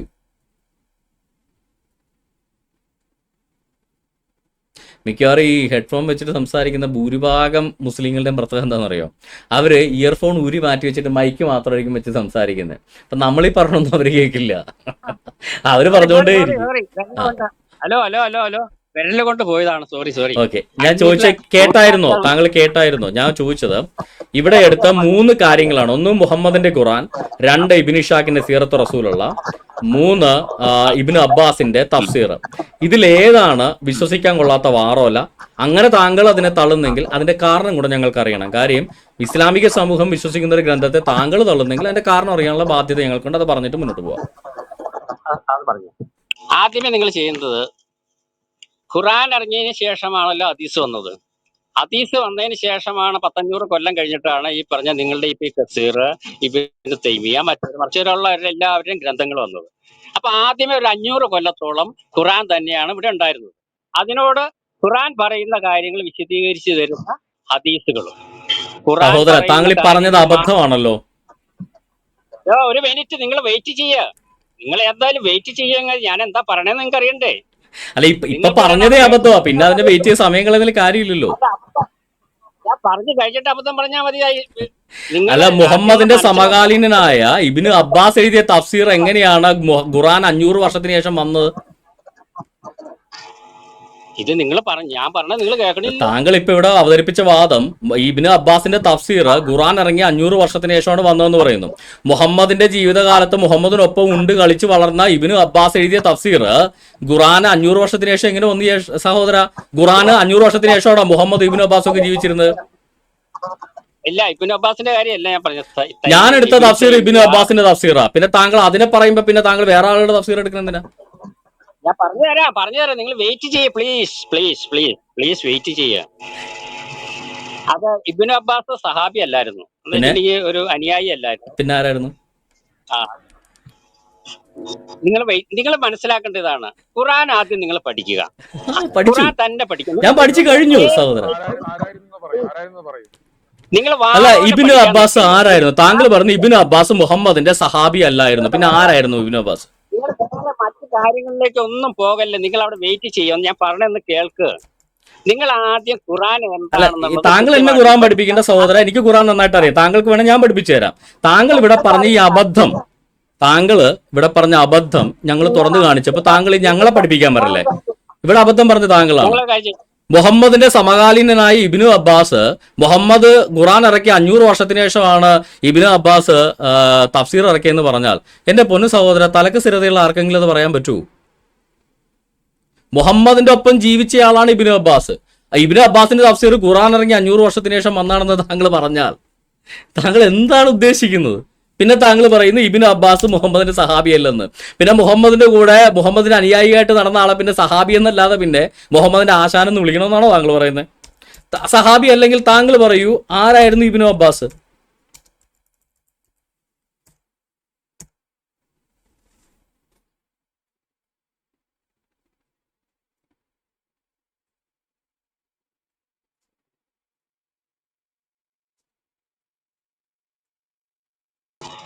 ഹലോ, ഞാൻ സമയം തരുക. ഇത് നിർത്തിയാ? താങ്കളോട് ചോദിച്ചിട്ട് താങ്കൾ ഉത്തരവില്ലാതെ ഉത്തരം മുട്ടിരിക്കുന്നതിന് ഇപ്പൊ ഞാൻ എന്തിനാ നിർത്തണേ? ഇബ്നു അബ്ബാസ് സഹാബി അല്ലെങ്കിൽ പിന്നെ ആരായിരുന്നു മുഹമ്മദിന്റെ? ഞാൻ നിങ്ങളോട് കാര്യം പറയട്ടെ, നിങ്ങൾക്ക് കേൾക്കാൻ പറ്റുമെങ്കിൽ കേൾക്കുക. നിങ്ങൾ ആദ്യം ഖുറാൻ പഠിക്കുക. പഠിച്ചു കഴിഞ്ഞു. പഠിക്കണ്ട. ഹലോ, പഠിച്ചു കഴിഞ്ഞു. ഇനി അടുത്ത കാര്യം പറ. ഇത് തന്നെ പറഞ്ഞോണ്ടിരിക്കില്ലേ? നിങ്ങൾ ഖുറാൻ പഠിച്ചിട്ടില്ല. പഠിച്ചു കഴിഞ്ഞു സഹോദര. താങ്കളാണോ ഇബ്നു അബ്ബാസ് മുഹമ്മദിന്റെ ആരാണെന്ന് അറിയാത്ത താങ്കൾ എന്നെ ഖുറാൻ പഠിപ്പിക്കാൻ പറഞ്ഞ കോമഡി ആയിപ്പോ? ഖുറാനെ കുറിച്ച് പറഞ്ഞത് തെറ്റ്, ഖുറാനിൽ ഉള്ള കാര്യം പറഞ്ഞത് തെറ്റ് എന്താണെന്നുള്ള താങ്കൾ പറയൂ പ്ലീസ്. ഓക്കെ, താങ്കൾ പറയുന്നത് തഫ്സീറും ഹദീസുകളും ഈ പറയുന്ന തിസീറകളൊന്നും എടുക്കേണ്ട, ഖുറാൻ മാത്രം എടുക്കണം, അതങ്ങനെയാണോ താങ്കൾ ഉദ്ദേശിക്കുന്നത്? എന്നാ നമുക്കൊരു കാര്യം ചെയ്യാം. മുഹമ്മദിന്റെ ഏറ്റവും അവസാനത്തെ സൂറകൾ തന്നെ നമുക്ക് എടുക്കാം. സൂറത്ത് തൗബ എടുക്കാം. അതിനകത്ത് പറയുന്നത് താങ്കൾ പാലിക്കുവോ? എന്ത്? സൂറത്ത് തൗബ സെക്കൻഡ് ലാസ്റ്റ് ആണ്. സെക്കൻഡ് ലാസ്റ്റ് സൂറ, അവസാനത്തെ സൂറകളിൽ ഒന്നാണ് സൂറത്ത് തൗബ. ഓക്കെ, അല്ല, അവസാനം ഇറങ്ങിയ ആയത്ത് എന്ന് പറഞ്ഞത് തൗബയാണോ? അവസാനം ഇറങ്ങിയ ആയത്തെന്ന് ഞാൻ പറഞ്ഞില്ല. അവസാനം ഇറങ്ങിയ സൂറകളിലൊന്നാണ് സൂറത്ത് തൗബ, സെക്കൻഡ് ലാസ്റ്റ് ആയ സൂറ. സൂറത്ത് തൗബ കഴിഞ്ഞിട്ട് എത്ര ആയത്തിറങ്ങിയെന്ന് താങ്കൾക്ക് അറിയാവോ? ആകെ ചുരുക്കം ചില ആയത്തുള്ള ഒരു സൂറയാണ് സൂറത്ത് തൗബ കഴിഞ്ഞിട്ട് ഇറങ്ങിയിട്ടുള്ളത്. അല്ലാതെ സൂറത്ത് തൗബയാണ് ഏറ്റവും ഏറ്റവും പ്രധാനപ്പെട്ട, മുഹമ്മദിന്റെ അവസാന കാലത്ത് മുഹമ്മദ് ഇറക്കിയ ഏറ്റവും പ്രധാനപ്പെട്ട സൂറ എന്ന് പറഞ്ഞാൽ സൂറത്ത് തൗബയാണ്. സൂറത്ത് തൗബ ഇനി ഖുറാൻ അല്ല എന്ന് താങ്കൾ പറയുമോ? അതോ ഖുറാൻ ഇറങ്ങി 500 വർഷത്തിന് ശേഷം ഇറങ്ങിയാണെന്ന് പറയുമോ? ഇനി സൂറത്ത് തൗബ എടുക്കാം. താങ്കൾ താങ്കൾ അറബിയിലാണോ സൂറത്ത് തൗബ എടുക്കേണ്ടത്? എന്താണ് താങ്കൾക്ക് വേണ്ടത്? പറയൂ. സബാഷ് ഒരു വിനയം കാണിക്കുക, സമാധാനപ്പെട്. ഞാനൊരു കാര്യം പറയട്ടെ, സമാധാനപ്പെട്. താങ്കൾ പറഞ്ഞത് ഫുൾ അനുസരിച്ചല്ലേ ഞാനിപ്പോ വന്നത്. താങ്കൾ തഫ്സീർ തള്ളി, ഓക്കെ, ഞാൻ അംഗീകരിച്ചു. ഹദീസ് തള്ളി, ഞാൻ അംഗീകരിച്ചു. ഖുറാൻ മാത്രം എടുക്കാന്ന് പറഞ്ഞു. താങ്കൾ ഇപ്പൊ അതും സമ്മതിക്കില്ലേ? നിങ്ങൾ ഖുറാൻ എടുക്കുക. ഖുറാൻ ഏതാണ് എടുക്കണമെന്ന് പറഞ്ഞു തുടങ്ങല്ലേ, നിങ്ങൾ പറഞ്ഞു തുടങ്ങല്ലേ. ഖുറാൻ ഏതാണ് എടുക്കണമെന്ന് വെച്ചിട്ടുണ്ട്, നിങ്ങൾക്ക് ഇഷ്ടമുള്ള ഒരു ഖുറാൻ അല്ല എടുക്കേണ്ടത്. ഇവിടെ മലയാളത്തിൽ ഒരുപാട് പരിഭാഷകൾ. ഞാൻ ആയത്ത് പറയാം, താങ്കൾ എടുത്തോളൂ. ഞാൻ ആയത്ത് പറയാം, താങ്കൾക്ക് ഇഷ്ടമുള്ള ഖുറാൻ താങ്കൾ എടുത്തോളൂ. ഞാൻ ആയത്ത് പറയാം, വായിച്ചോളൂ. എന്താണ് സമ്മതമാണോ? എന്താ വായിച്ചത്? സൂറത്ത് തൗബ 1 ആയത്ത് മുതൽ തന്നെ വായിച്ചു. നമ്മൾ എന്തിനാ ബുദ്ധിമുട്ടുന്നത്? വായിച്ചിട്ട് താങ്കൾ തന്നെ അർത്ഥം വെച്ചു, ഞാൻ അർത്ഥവും വെക്കുന്നില്ല. സൂറത്ത് തൗബ. തൗബയിൽ എന്താ പ്രശ്നം? തൗബയിൽ ഒരു പ്രശ്നമില്ല. താങ്കൾ തൗബ ഒന്ന് വായിക്കാമോ? അല്ല, ഇതിപ്പോ എന്താ എവിടെ ഉദ്ദേശിക്കണ? സൂറത്ത് തൗബ ആയ നമ്പർ 1 മുതലൊന്ന് വായിക്കാമോ? അത് ക്ലിയർ അല്ലേ?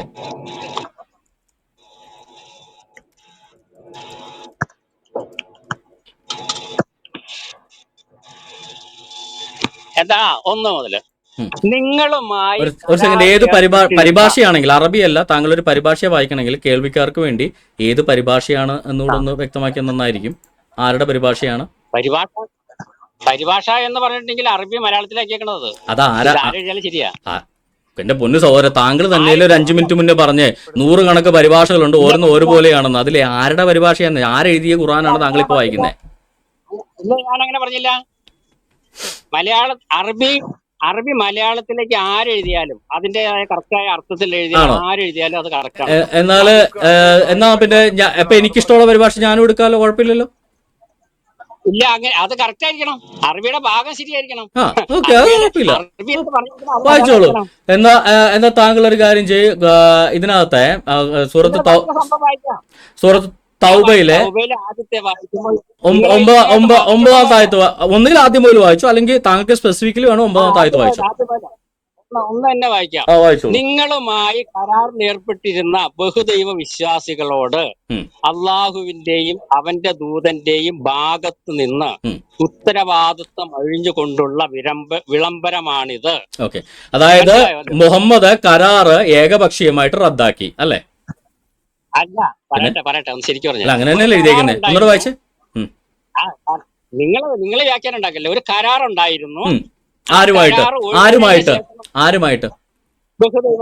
ബഹുദൈവ വിശ്വാസം. അതായത് മുഹമ്മദും ബഹുദൈവ വിശ്വാസികളും തമ്മിൽ ഒരു കരാറുണ്ടായിരുന്നു. ഓക്കെ, ഇനി പറയൂ.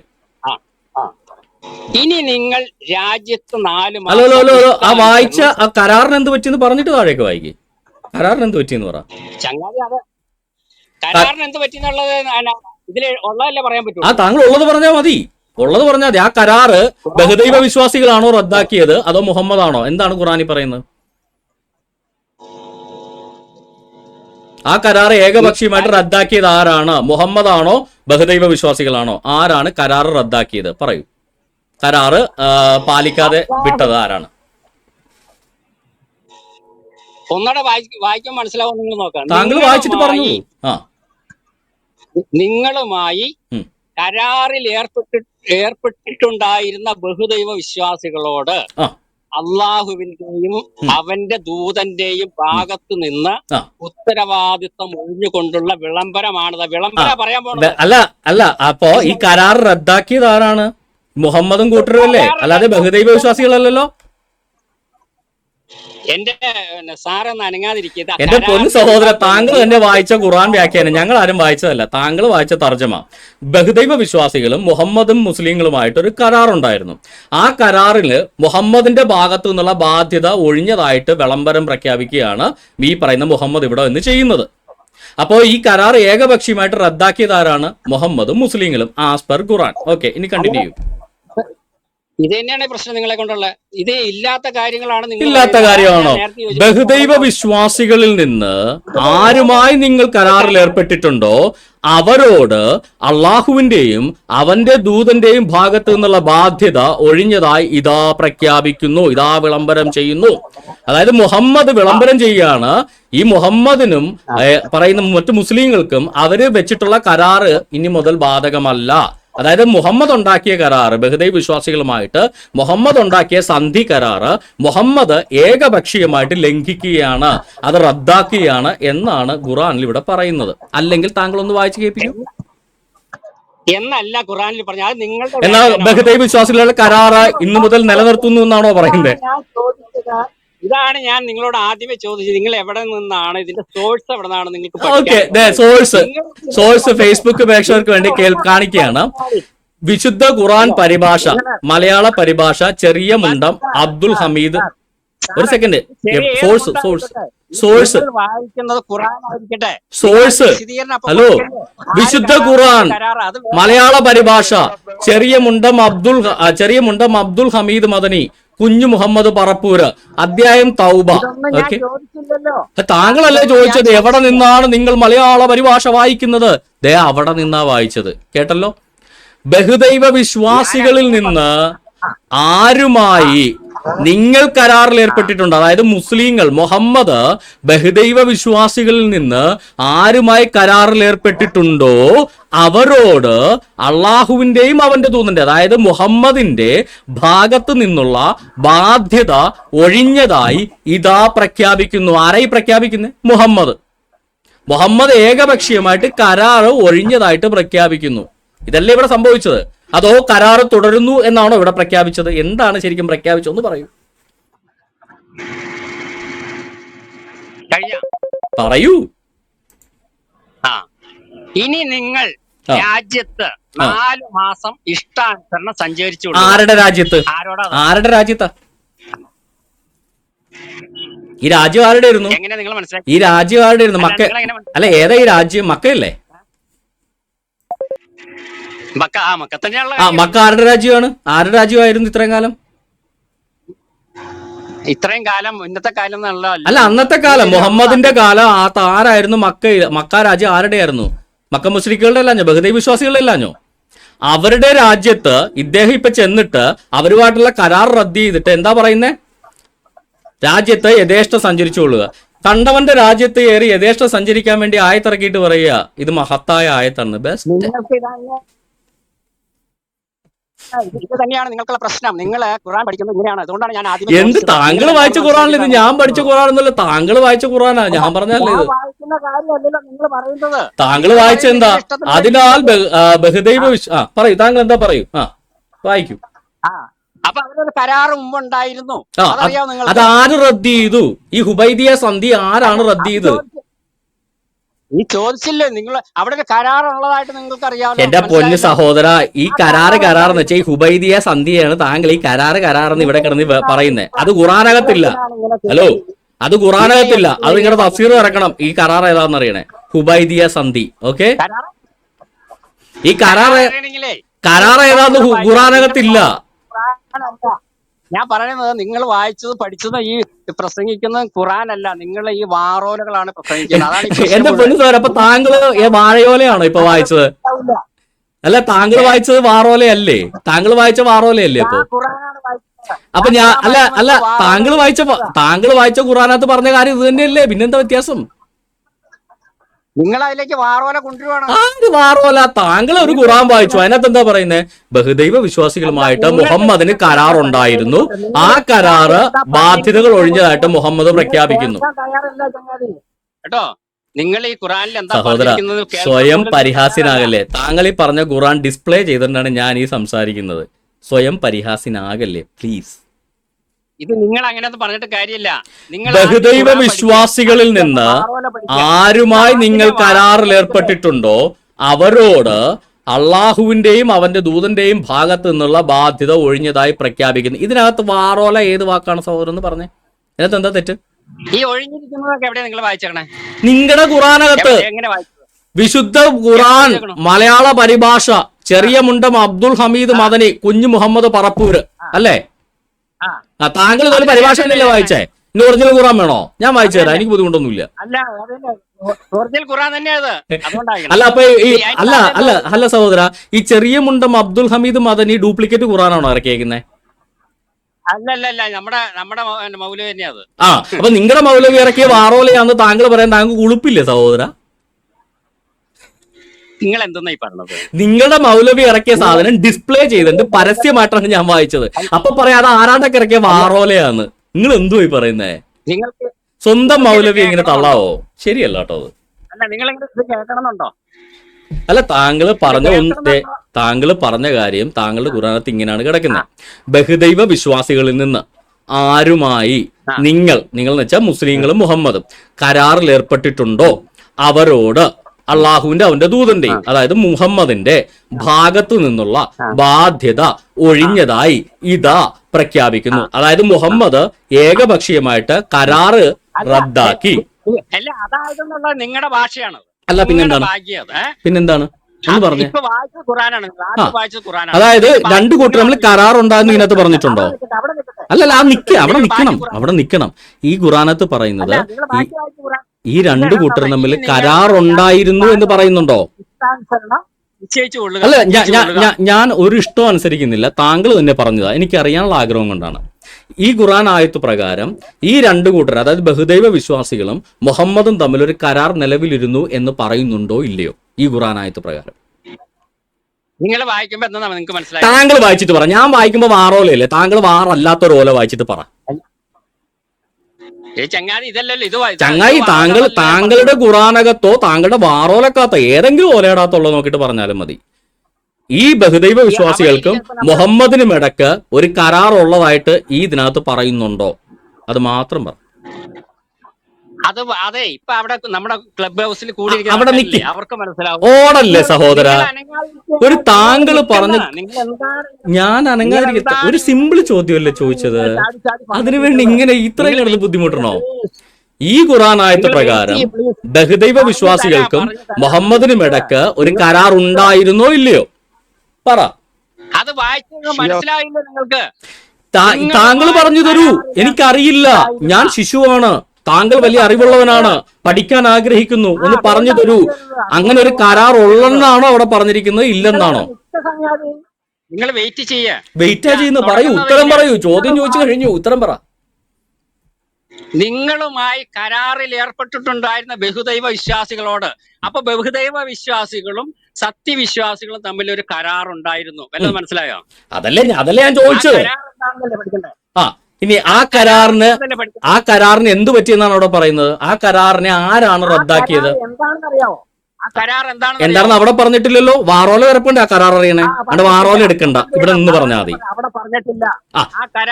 കരാർ അറിയണമെങ്കിൽ കരാർ അപ്പൊ ആ കരാർ എന്താണെന്നുള്ളത് അടുത്ത സ്ഥലത്ത് പറഞ്ഞിട്ടുണ്ടാവും. അല്ലല്ല, ആ കരാർ ഹലോ സഹോദര, അടുത്ത സ്ഥലത്തേക്ക് പോവാം.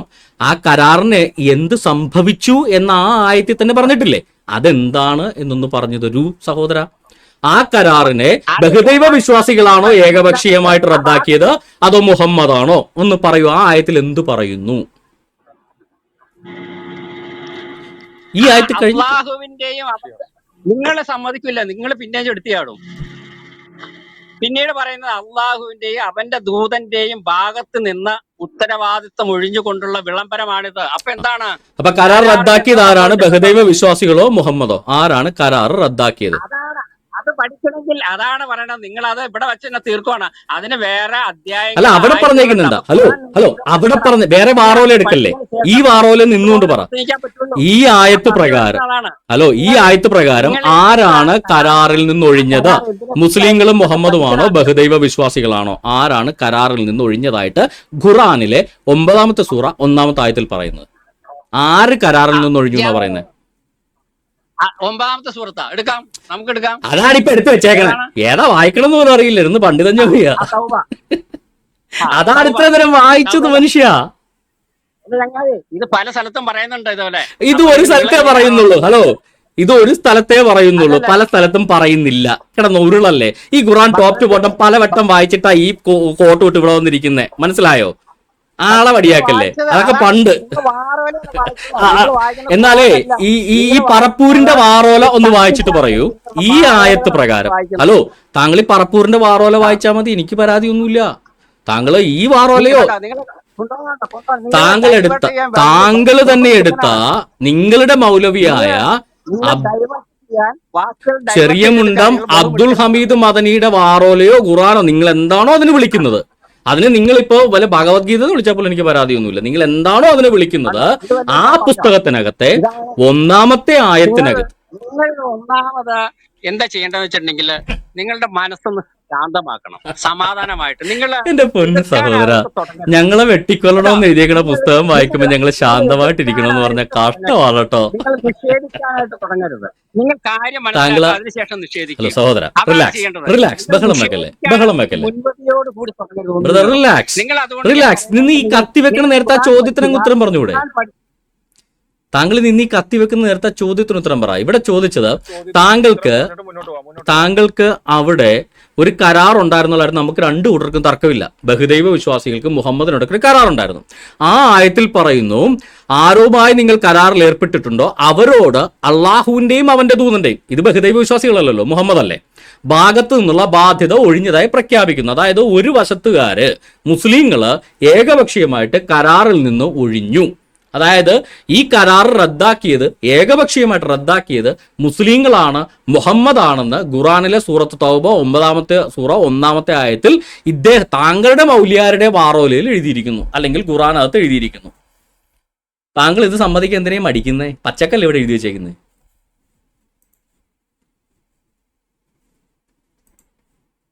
മിസ്റ്റർ വാറോല, സോറി, താങ്കളുടെ പേരെന്താ?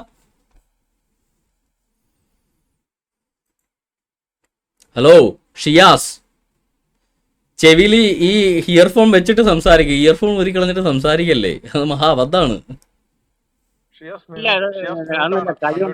എന്റെ പൊന്ന് ഓക്കെ, താങ്കൾ കേട്ടോ ഞാൻ പറഞ്ഞത്?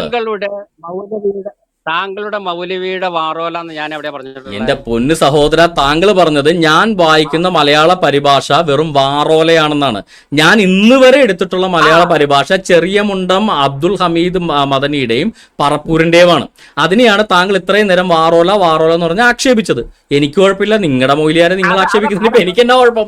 താങ്കൾ ഇനി മുഹമ്മദിന്റെ ഖുറാനെ മുഹമ്മദിന്റെ വാറോല എന്ന് വിളിച്ചാൽ എനിക്ക് പരാതിയൊന്നുമില്ല, അത്രേ ഞാൻ പറഞ്ഞുള്ളൂ. ഒരൊറ്റ സെക്കൻഡ്, ഞാൻ ആ വാറോലയുടെ കാര്യം പറഞ്ഞു. അല്ലല്ല, വാറോല അവിടെ ഞാൻ ചോദിച്ചതിന് ഉത്തരം പറ. ഖുറാനകത്ത് വാറോല താങ്കൾക്ക് സൗകര്യമുള്ളപ്പോ നമുക്ക് സംസാരിക്കാം. വാറോലയെ കുറിച്ച് നമുക്ക് സൗകര്യമുള്ളപ്പോ സംസാരിക്കാം സഹോദര. നമ്മളിവിടെ ഒരു കരാറിനെ കുറിച്ചാണ് സംസാരിക്കുന്നത്. ബഹുദൈവ കരാറ് ക്ലിയർ ചെയ്തിട്ട് വാറോല ക്ലിയർ ചെയ്യും. ഈ ചെറിയ മുണ്ടം അബ്ദുൽ ഹമീദ് മദനിയുടെ ഖുറാൻ വാറോലയാണോ അല്ലയോ അത് മാത്രം പറ. ഓക്കെ, അപ്പൊ ഞാൻ ഖുറാൻ വായിച്ച കുഴപ്പമില്ല. അല്ല, അപ്പൊ വാറോല വിട്, വാറോല വേണ്ട, ഇഷ്ടമല്ല നമുക്ക്, എനിക്ക് ഇഷ്ടമല്ല, താങ്കൾക്ക് ഇഷ്ടമല്ലോ, വിട്ടോ. മതി. ഇത് ഞാനിപ്പോ വായിക്കുന്നത് വാറോലയാണോ ഖുറാനാണോ? ബഹുദൈവ വിശ്വാസികളിൽ നിന്ന് ആരുമായി നിങ്ങൾ കരാറിൽ ഏർപ്പെട്ടിട്ടുണ്ടോ അവരോട് അള്ളാഹുവിന്റെയും അവന്റെ ദൂതന്റെയും ഭാഗത്തു നിന്നുള്ള ബാധ്യത ഒഴിഞ്ഞതായി ഇതാ പ്രഖ്യാപിക്കുന്നു. ഇത് ഖുറാനാണോ വാറോലയാണോ? അല്ലെ, ഇത് ഖുറാനാണോ വാറോലയാണോ എന്നൊന്ന് പറയൂ സഹോദര, അല്ലെ നാളെ താങ്കൾ ഇത് മാറ്റി പറയൂ. അതുകൊണ്ടാ പറയുന്നത്. ഇത് ഖുറാനാണോ വാറോലയാണോ? ഓക്കെ, മനസ്സിലായല്ലോ. Okay, fine. അപ്പൊ ഇതിനകത്ത് ബഹുദൈവ വിശ്വാസികളിൽ നിന്ന് ആരുമായി നിങ്ങൾ കരാറിൽ ഏർപ്പെട്ടിട്ട്, അല്ല വായിക്കാം, ആദ്യം 1-ാമത്തെ വായിച്ചിട്ട് 2-ാമത്തേലേക്ക് പോവാം. ഓക്കെ, ആദ്യം 1-ാമത്തെ ആയത്ത്, പിന്നെ 2-ാമത്തെ ആയത്ത്, പിന്നെ 3-ാമത്തെ ആയത്ത്. ഞങ്ങളുടെ അവിടെ അങ്ങനെ 1, 2, 3 നിങ്ങൾക്ക് തിരിച്ചാണെന്ന് എനിക്കറിയില്ല. 1-ാമത്തെ ബഹളം വെക്കല്ലേ. ബഹുദൈവ വിശ്വാസികളിൽ നിന്ന് ആരുമായി നിങ്ങൾ കരാറിൽ ഏർപ്പെട്ടിട്ടുണ്ടോ, അതായത് ബഹുദൈവ വിശ്വാസികളും മുസ്ലിങ്ങളും മുഹമ്മദും തമ്മിൽ ഒരു കരാറുണ്ട്. അത് കാര്യം വ്യക്തമാണല്ലോ, ശരിയാണല്ലോ, തെറ്റല്ലല്ലോ? അതെന്താണെന്നുള്ളത് താഴെ വായിക്കാം. ഇത് ഒരു കരാറുണ്ടെന്നുള്ള ഉറപ്പാണോ? ഉറപ്പല്ലേ? ഉറപ്പാണ്. ശരി, നമുക്ക് രണ്ടുപേർക്കും ഒരു തർക്കവുമില്ല. മുസ്ലിങ്ങളും മുഹമ്മദും ഇല്ല. ബഹുദൈവ വിശ്വാസികളും മക്കൻ മുശ്രിക്കുകളും തമ്മിൽ ഒരു കരാറുണ്ട്. ഇനി നെക്സ്റ്റ് ശരി, ക്വസ്റ്റ്യൻ, സമ്മതിച്ചു. നെക്സ്റ്റ് എന്താണ് ഖുർആൻ പറയുന്നത്? നിങ്ങൾ ആരുമായി നിങ്ങൾ കരാറിൽ ഏർപ്പെട്ടിട്ടുണ്ടോ അവരോട്, അതായത് ബഹുദൈവ വിശ്വാസികളോട് അള്ളാഹുവിന്റെയും അവന്റെ ദൂതന്റെയും ഭാഗത്ത് നിന്നുള്ള ബാധ്യത, അതായത് മുഹമ്മദിന്റെയും മുസ്ലിങ്ങളുടെയും ഭാഗത്ത് നിന്നുള്ള ബാധ്യത ഒഴിഞ്ഞതായി ഇതാ പ്രഖ്യാപിക്കുന്നു. അതായത് ഈ ഉണ്ടായിരുന്ന കരാറ് ഇവർ ആരാണ് റദ്ദാക്കിയത്? ബഹുദൈവ വിശ്വാസികളാണോ മുഹമ്മദാണോ റദ്ദാക്കിയത്? ഒരു മിനിറ്റ്. ഒന്നോ രണ്ടോ നിങ്ങൾ മിനിറ്റ്. ഇപ്പൊ വായിച്ചത് എവിടെന്നാ വായിച്ചത്? ഇപ്പൊ എവിടെന്നാ നിങ്ങൾ ഇപ്പൊ വായിച്ചത് വിശുദ്ധ ഖുർആൻ പരിഭാഷ, മലയാള പരിഭാഷ, ചെറിയ മുണ്ടം അബ്ദുൽ ഹമീദ് മദനി, കുഞ്ഞു മുഹമ്മദ് പറപ്പൂര്. തെറ്റിദ്ധരിപ്പിക്കുന്ന പരിപാടി, അതിന്റെ ബാലൻസ് എന്താന്ന് ഞാൻ വായിച്ചു തരട്ടെ. ബാലൻസ് വായിക്കാം. താങ്കൾ ഈ ആയത്ത് പ്രകാരം, ഹലോ എന്റെ വിളംബരമേ, ഞാൻ പറയുന്നത് താങ്കൾ കേട്ടോ. ഈ ആയത്തിൽ പറയുന്നത് എന്താണ്? ഈ കരാർ റദ്ദാക്കി. ആര് റദ്ദാക്കി എന്നാണ് ആയത്തിൽ പറയുന്നത്? നിങ്ങൾ അവിടെ നിൽക്ക്. ഞാൻ ഈ ആയത്ത് വായിക്കുന്നവരെ നിങ്ങൾക്ക് അവിടെ നിൽക്കാൻ പറ്റുമോ? താങ്കൾ ഈ ആയത്ത് വായിച്ചോളൂ. ഒന്നാമത്തെ ആയത്ത് വായിച്ചോളൂ. ഒന്ന് മുതല്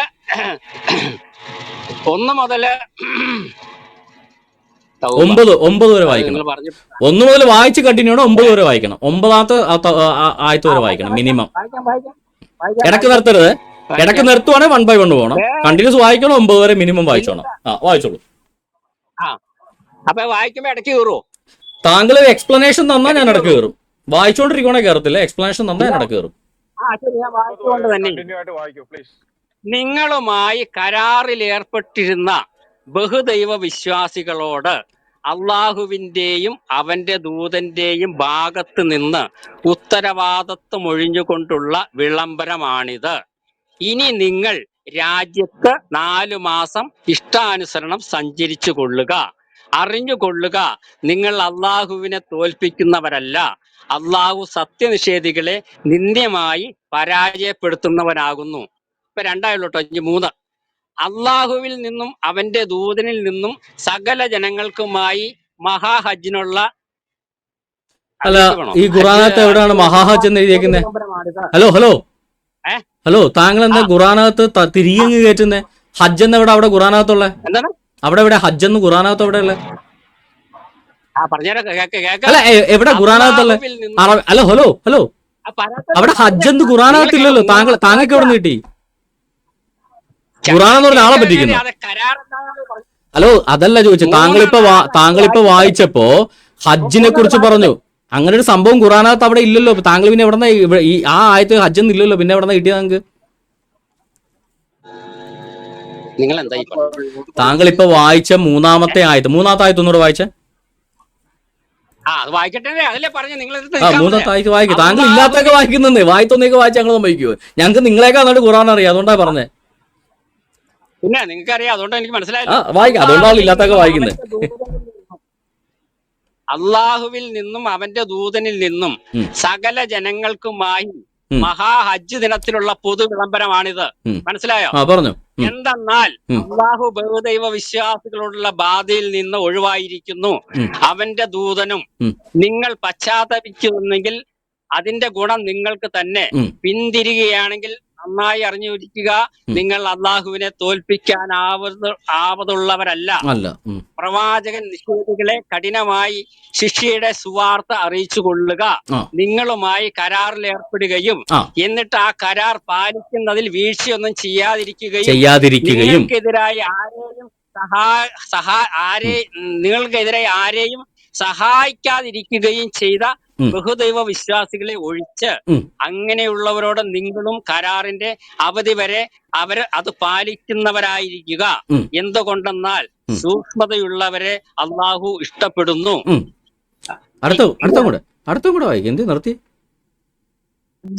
അതുകൊണ്ട് യുദ്ധം നിഷിദ്ധമായ മാസങ്ങൾ പിന്നിട്ടാൽ പിന്നെ നിങ്ങളുമായുള്ള കരാർ ലംഘിച്ച് ശത്രുക്കളുടെ ഭാഗം ചേർന്ന് ബഹുദൈവ വിശ്വാസികളെ എവിടെ കണ്ടാലും വധിച്ചുകൊള്ളുക. ശത്രുക്കളുടെ ഭാഗം ചേർന്ന് ശത്രുക്കളുടെ ഭാഗം ചേർന്ന ബഹുദൈവ വിശ്വാസികളോ? അതെവിടെ പറയുന്നേ? അല്ലല്ല, ഇല്ലാത്ത കാര്യം വായിക്കല്ലേ. ഇല്ലാത്ത കാര്യം വായിക്കല്ലേ സഹോദര. 9ാമത്തെ ആയത്ത് ഒന്നുകൂടെ വായിച്ചേ. 9ാമത്തെ ആയത്ത് ഒന്നുകൂടെ വായിച്ചേ. 5ാമത്തെ ആയത്ത് ഒന്നുകൂടെ വായിച്ചേ. അതുകൊണ്ട് യുദ്ധം നിഷിദ്ധമായ മാസങ്ങൾ പിന്നിട്ടാൽ പിന്നെ ആ നിങ്ങളുമായി ആ കരാർ ലംഘിച്ച് എവിടെ അതെങ്ങനെ അതെവിടെ എവിടെ ഖുറാനിൽ പറഞ്ഞേക്കുന്നത്? താങ്കൾ വായിച്ചു, അത് ഏത് വാറോലയാണെന്ന് എനിക്കല്ല, ഖുറാനകത്ത് അങ്ങനെ പറഞ്ഞിട്ടില്ല. നിങ്ങൾ കേക്ക് ഇഷ്ടം എന്നിട്ടല്ലേ നിങ്ങളുടെ ഖുറാനകത്തില്ലാത്ത കാര്യം താങ്കൾ ഖുറാനകത്തുണ്ടെന്ന് പറഞ്ഞ് വായിക്കല്ലേ ഇഷ്ട. അങ്ങനെയാ വിലക്കപ്പെട്ട മാസങ്ങൾ കഴിഞ്ഞാൽ ആ ബഹുദൈവ വിശ്വാസികളെ നിങ്ങൾ കണ്ടിടത്ത് വെച്ച് കൊന്നുകളയാനാണ് ഖുറാനകത്ത് പറഞ്ഞേക്കുന്നത്.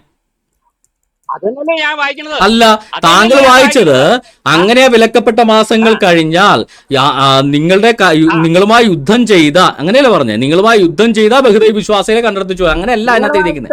നിങ്ങളുമായി കരാർ ലംഘിച്ച, അങ്ങനെ പറഞ്ഞിട്ടില്ല. നിങ്ങളുമായി കരാർ ലംഘിച്ച ബഹുദൈവ വിശ്വാസികൾ അവിടെ പറഞ്ഞിട്ടില്ലല്ലോ. എന്റെ കയ്യിലിരിക്കുന്നത് ഖുറാനാണ്. താങ്കളുടെ ഇരിക്കുന്നത് ഏതെങ്കിലും മാറോലയായിരിക്കും. ഖുറാനകത്ത് മുഹമ്മദ് എഴുതാത്ത കാര്യം താങ്കൾ സ്വന്തമായിട്ട് പോക്കറ്റിൽ ഇടുവാണോ? നിങ്ങൾക്ക് ഇത് തന്നെയാണ് പ്രശ്നം. നിങ്ങൾ സഹോദര, താങ്കൾ ഇപ്പൊ വായത്ത് ആ സംഭവം ഖുറാനകത്തില്ല. പലപ്പോഴും ഞാൻ തോന്നിയിട്ടുണ്ട് അവിടെ ഖുറാനകത്ത് അറബിയില് പറയുന്നത് എന്താണ്? ഫി ഇദാ ഇൻസലഖ അൽ അഷ്റു, ആ സേക്രഡ്, ആ വിശുദ്ധ മാസങ്ങൾ കഴിഞ്ഞാൽ, അൽ ഹുർമു, ആ സേക്രഡ് മന്ത് കഴിഞ്ഞാൽ എന്ത് സംഭവിക്കും? ഫഅഖ്ലു, അവരെ കൊല്ലുക, അൽ മുശ്രിക, ആ ബഹുദൈവ വിശ്വാസികളെ കൊല്ലുക എന്ന്. അല്ലാതെ എവിടാ സഹോദര പറഞ്ഞേക്കുന്നത്? കരാർ ലംഘിച്ച ബഹുദൈവ വിശ്വാസികളെ കൊല്ലാനെന്ന് എവിടാ പറഞ്ഞേക്കുന്നത്? ചുമ്മാ തള്ളല്ലേ, അങ്ങനെ ഒരു സംഭവം ഖുറാനകത്തില്ല. താങ്കൾ ഏതെങ്കിലും നാട്ടുകാരുടെ വാറോല ചോദിച്ചു വായിച്ചും ഖുറാനാന്ന് പറഞ്ഞുണ്ടല്ലോ. ചെങ്ങായി, അവിടെയുള്ള എല്ലാവരും കൊല്ലാനാണോ ഉദ്ദേശിക്കുന്നത്? താങ്കൾ കേട്ടോളൂ, ഇവിടെ ഖുറാനകത്ത് പറയുന്നത് അങ്ങനെയാ വിലക്കപ്പെട്ട മാസങ്ങൾ കഴിഞ്ഞാൽ ആ ബഹുദൈവ വിശ്വാസികളെ നിങ്ങൾ കണ്ടിടത്ത് വെച്ച് കൊന്നുകളയുക. അപ്പൊ പിന്നെ ആരും ഉണ്ടാവില്ല മക്കയില്. അത് തന്നെയല്ലേ മക്കയിലെ. അല്ല, മക്കയിലുള്ള ഒരു കാഫിറിനെ കാണിച്ചു തരാവോ? ഒരു മുശ്രിക്കിനെ കാണിച്ചു തരാമോ മക്കയില്? അല്ല, മക്കയിൽ ഇല്ല. മക്കയിൽ ഒരു മുശ്രിക്കിനെ കാണിക്കാവോ? ഹലോ മിസ്റ്റർ, മക്കയിലുള്ള ഒരു മുശ്രിക്കിന്റെ പേര് പറയാമോ? ഒരു മുശ്രിക്ക് കുടുംബത്തിന്റെ പേര് മക്കയിലുള്ള ഒരെണ്ണത്തിന്റെ പേര്.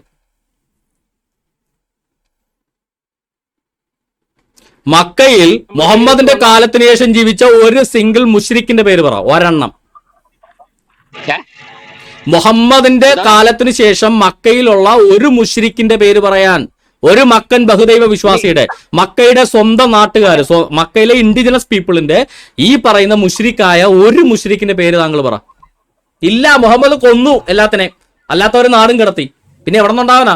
അപ്പൊ മക്കം ഫത്തഹ് എന്ന് പറഞ്ഞാൽ നിങ്ങൾക്ക് മനസ്സിലായിട്ടുണ്ടോ? മക്കം ഫത്തഹ്. എന്റെ പൊന്ന് സഹോദര, എന്ത് പത്തലാണെങ്കിലും താങ്കൾ ഈ പറയുന്നത് എന്ത് ഖുറാനകത്ത് ഇല്ലാത്തത് താങ്കൾ സ്വയം തിരികെ കയറ്റി ഖുറാനകത്താക്കുക. താങ്കൾ ഈ പറയുന്നത് വാറോല. മക്കം ഫത്തഹ് എന്ന് പറഞ്ഞെങ്കിൽ മക്ക വിജയം, ആ വിജയത്തിൽ എല്ലാവരും മുസ്ലിങ്ങളായി. എന്താണ് ഇപ്പൊ താങ്കൾ എന്താ പറഞ്ഞേ? അല്ല, എല്ലാരും മുസ്ലിങ്ങളായി. എങ്ങനെയായി? വിലക്കപ്പെട്ട മാസങ്ങൾ കഴിഞ്ഞാൽ, അല്ല എങ്ങനെയാ അവിടെ താങ്കൾ ആയത്തൊന്ന് വായിച്ചേ. അങ്ങനെയാ വിലക്കപ്പെട്ട മാസങ്ങൾ കഴിഞ്ഞാൽ ആ ബഹുദൈവ വിശ്വാസികളെ നിങ്ങൾ കണ്ടിടത്ത് വെച്ച് കൊന്നുകളയുക. ഓക്കെ, അപ്പൊ മക്കയിലുള്ള ബഹുദൈവ വിശ്വാസികളെ എല്ലാം കൊല്ലും. അവരെ പിടികൂടുകയും അവരെ വളയുകയും ചെയ്യുക. അവരെ പതിയിരിക്കുന്നിടത്തെല്ലാം പതിയിരിക്കുകയും ചെയ്യുക. ഇനി അവർ പശ്ചാത്തപിക്കുകയും നമസ്കാരം മുറ പോലെ നിർവഹിക്കുകയും സക്കാത്ത് ചെയ്യുകയും ചെയ്യുന്ന പക്ഷം, അതായത് മുസ്ലിം ആയാൽ അവരുടെ വഴി ഒഴിവാക്കി കൊടുക്കുക. അതായത് മുസ്ലിം ആവാത്തവരെ കൊല്ലുക, മതം മാറിയവർ, നിർബന്ധിച്ച് മതം മാറിയവര് മുസ്ലിമായി, അല്ലാത്തവരെ കൊല്ലുക. അങ്ങനെയാണ് മക്കയിൽ മുസ്ലിങ്ങൾ മാത്രമായി തീർന്നത്. മനസ്സിലായോ? അപ്പൊ ബഹുദൈവ വിശ്വാസികളിൽ ഓപ്ഷൻ കൊടുത്തു, ഒന്നുകിൽ മതം മാറുക അല്ലെങ്കിൽ കൊല്ലപ്പെടുക. ഇതല്ലേ ആ ആയത്തിൽ പറഞ്ഞേക്കുന്നത്? അല്ലെങ്കിൽ താങ്കളൊന്ന് പറ, ഒന്നുകൂടെ വായിച്ച ആയത്ത് പറോല. ആ ആയത്തൊന്ന് വായിച്ച, പോക്കറ്റിൽ നിന്ന് ഇടരുത്, അക്ഷരം വെച്ച് ഞാൻ പിടിക്കും.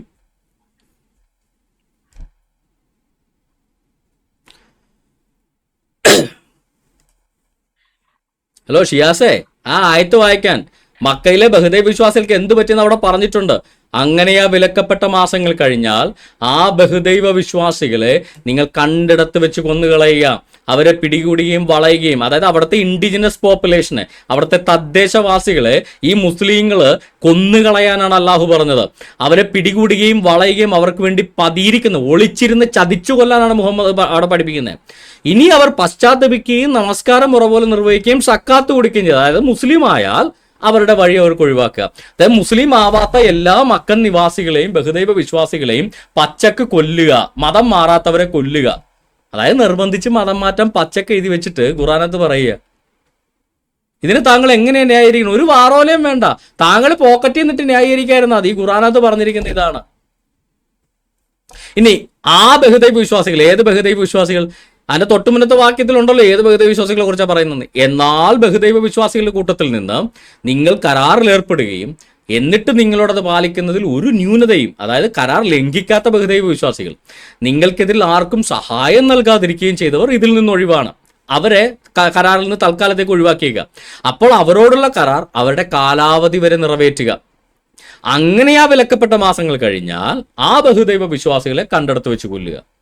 ഇവരുടെ കരാറിൽ ഒരു ന്യൂനതയും വരുത്താത്ത, ഇവരോട് സ്നേഹത്തിൽ നിൽക്കുന്ന ബഹുദൈവ വിശ്വാസികളെ പോലും കരാർ കാലാവധി വരെ അത് പാലിക്കുക. കരാർ കാലാവധി കഴിഞ്ഞു കഴിഞ്ഞാൽ അവരെ കണ്ടെടുത്ത് വെച്ച്, ആ വിലക്കപ്പെട്ട മാസങ്ങൾ കഴിഞ്ഞാൽ, ആ പ്രൊഹിബിറ്റഡ് മന്ത്സ് കഴിഞ്ഞാൽ കണ്ടെടുത്ത് വെച്ച് അവരെ കൊല്ലുക.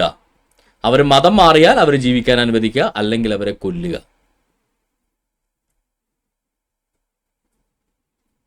ഇത്രക്ക് പച്ചക്ക് അത് മന്യമത വിശ്വാസികളെ കൊന്നൊടുക്കാൻ പറഞ്ഞു.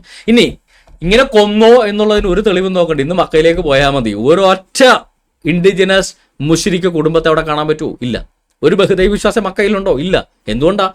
ബഹുദൈവ വിശ്വാസികളല്ലാത്ത എല്ലാവരെയും മുഹമ്മദ് കൊല്ലാൻ ഉത്തരവിട്ടു. ഒന്നുകിൽ മതം മാറുക, അല്ലെങ്കിൽ കൊല്ലപ്പെടുക. അങ്ങനെ ഒരു കമാൻഡ് മുഹമ്മദ് കൊടുത്തു, അതവർ അനുസരിച്ചു. അതുകൊണ്ട് എന്ത് പറ്റി? എല്ലാം ബഹുദൈവ വിശ്വാസികൾ മാത്രമായി മാറി. ഇന്ന് മക്കയിൽ ചെന്നാൽ ആകെ കാണുന്നത് ബഹുദൈവ വിശ്വാസികളെ. അത്ഭുതത്തിന് വല്ല കാര്യമുണ്ട് എൻ്റെ പൊന്നു സഹോദര ഷിയാസെ? ഹലോ ഷിയാസ്, പറയൂ. ഇയർഫോൺ എടുത്ത് ചെവിയിൽ വെക്കൂ, എന്നിട്ട് പറയൂ.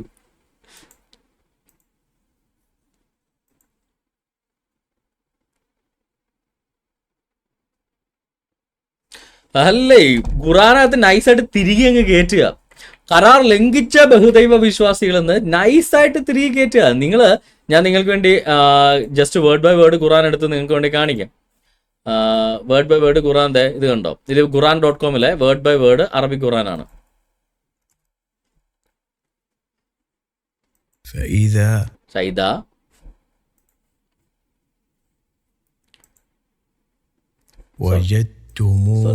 കേട്ടോ? ആദ്യം മുതൽ കേട്ടോ. ഫായിദ ഇൻസലഹ, അതായത് ആ കാലം കഴിഞ്ഞാൽ. അൽ അഷ്റു, ആ വിശുദ്ധ മാസങ്ങൾ. അൽ അഷ്റു അൽ ഹറമു, ആ വിലക്കപ്പെട്ട വിശുദ്ധ മാസങ്ങൾ കഴിഞ്ഞാൽ. ഫഖതുലു, അവരെ കൊല്ലുക. അൽ മുശ്രിക്കീന, അവരെ കൊല്ലുക. ആരെ? അൽ മുശ്രിക്കീന, അല്ലാതെ കരാർ ലംഘിച്ച മുശ്രിക്കീന എന്നല്ല. ആ ബഹുദൈവ വിശ്വാസികളെ നിങ്ങൾ കൊല്ലുക എന്നാ പറയുന്നത്. അല്ലാതെ കരാർ ലംഘിച്ച ബഹുദൈവ വിശ്വാസികളെ കൊല്ലുക എന്ന് നൈസായിട്ട് തിരികെ കയറ്റിയിട്ട് ഉമാർ പറയുക. അവിടെ കരാർ ലംഘിച്ച ബഹുദൈവ വിശ്വാസികളെ കുറിച്ചല്ല അതിന്റെ മുന്നത്തെ ആയത്തിൽ പറയുന്നത്. ഏത് ബഹുദൈവ വിശ്വാസിയാണോ കരാറ് പാലിച്ചത്, ഇവരോട് എതിർക്കാതിരുന്നത്, ഇവരുടെ ശത്രുക്കൾക്ക് സഹായം ചെയ്യാതിരുന്നത്, ഇവരോടുകൂടെ പൂർണ്ണ സമാധാനത്തിൽ കഴിഞ്ഞത്, അവരോട് ആ കരാർ കാലാവധി വരെ അത് പാലിച്ചിട്ട് ആ വിലക്കപ്പെട്ട വിശുദ്ധ മാസങ്ങൾ കഴിഞ്ഞാൽ അവരെ കൊന്നുകളയുക. എന്നിട്ട് ഇതിനകത്ത് ഇവന്മാരെ തിരികെ കയറ്റിയേ അൽ മുശ്രിക്കീനു എന്നുള്ളതിനകത്ത് കരാർ ലംഘിച്ച മുശ്രിക്കീനു എന്ന് ഇവന്മാര് പോക്കറ്റിൽ നിന്ന് തിരികെ കയറ്റി. അപ്പോ എന്റെ പൊന്നു സഹോദരൻ, എന്തിനാണ് ഈ തിരികെ കയറ്റി വാറോലയുമായിട്ട് ഇങ്ങോട്ട് ഇറങ്ങുന്നത്? നിങ്ങൾ പറഞ്ഞ് പറ്റിക്കുന്ന ഒരു കാലം ഉണ്ടായിരുന്നു, ആ കാലമൊക്കെ കഴിഞ്ഞു. ഇപ്പൊ നിങ്ങളെക്കാൾ നന്നായിട്ട് പണി ഞങ്ങൾക്കറിയാം. ഇവിടുത്തെ ഏത് ക്രിസ്ത്യാനിക്കും ഇപ്പം നിങ്ങളെക്കാൾ നന്നായിട്ട് ഖുർആൻ അറിയാം. നിങ്ങളൊരു അക്ഷരം തിരികെ കയറ്റി ഞങ്ങൾ കൃത്യമായിട്ട് പിടിക്കും. അതുകൊണ്ട് ഈ തിരികെ കയറ്റി ബ്രാക്കറ്റ് ബിസിനസ് ഇനി കൊണ്ടുവരാതിരിക്കുന്നതാണ് നിങ്ങൾക്ക് നല്ലത്. ബ്രദറെ, എന്നെ കേൾക്കാത്താണോ? Hello, okay കേൾക്കാനല്ലേ? ഞാൻ പെട്ടെന്ന് എനിക്ക് സ്റ്റക്കാ സ്ക്രീൻ, അതുകൊണ്ട് ഒന്നും കാണത്തില്ല. പുള്ളി പോയതാണോ? പുള്ളിനെ കാണുന്നുണ്ട് ഇവിടെ. ഷിയാസെ പറയൂ. ഞാൻ പോട്ടൊന്നുമില്ല. പിന്നെ എന്തോ താങ്കൾ മിണ്ടാത്ത നിങ്ങൾ താങ്കളോടല്ലേ? ആ കൈമുട്ടി പോണത് നിങ്ങളെ സ്വന്തമായിട്ട് വിശദീകരണം ഉണ്ടാക്കല്ലേ. നിങ്ങൾ ഖുറാൻ വായിച്ചിട്ട് അത് മുഴുവൻ അല്ല, വായിച്ച് ഖുറാനില് മനസ്സിലാക്കാൻ താങ്കൾ ഏത് അറബി വാക്കിനെയാണ് ഈ എന്താ പറയാ കരാർ ലംഘിച്ച മുശ്രിക്കുകൾ എന്ന് തർജ്ജമ ചെയ്ത് ഒന്ന് പറഞ്ഞോളൂ. അറബി അറിയില്ലാത്ത നിങ്ങളോട് പറഞ്ഞിട്ട് കാര്യമില്ല. അല്ല, എനിക്കറിയാം താങ്കൾ പറയൂ, എനിക്കറിയാം. നിങ്ങൾ പറഞ്ഞ ശരിയാവില്ല. അല്ല, താങ്കൾ പറഞ്ഞോളൂ, ശരിയാകും ഈ പറഞ്ഞ രീതിയിൽ ശരിയാകും. കയ്യിൽ നിന്നിട്ട് ഖുറാനിലേക്ക് തിരികെ കയറ്റല്ലേ. നിങ്ങൾ അതെ, പറഞ്ഞിട്ട് കാര്യമില്ലല്ലോ. അന്ത്യപ്രവാചകൻ മുഹമ്മദ് ആയിരുന്നല്ലോ. ഇനി ഷിയാസ് പുതിയ പ്രവാചകനായിട്ട് പുതിയ തിരികെ കയറ്റലൊന്നും നടത്തണ്ട, ഖുറാനകത്തുള്ള അങ്ങ് വായിച്ചാൽ മതി. ഒരു തിരികെ കയറ്റലും വേണ്ട.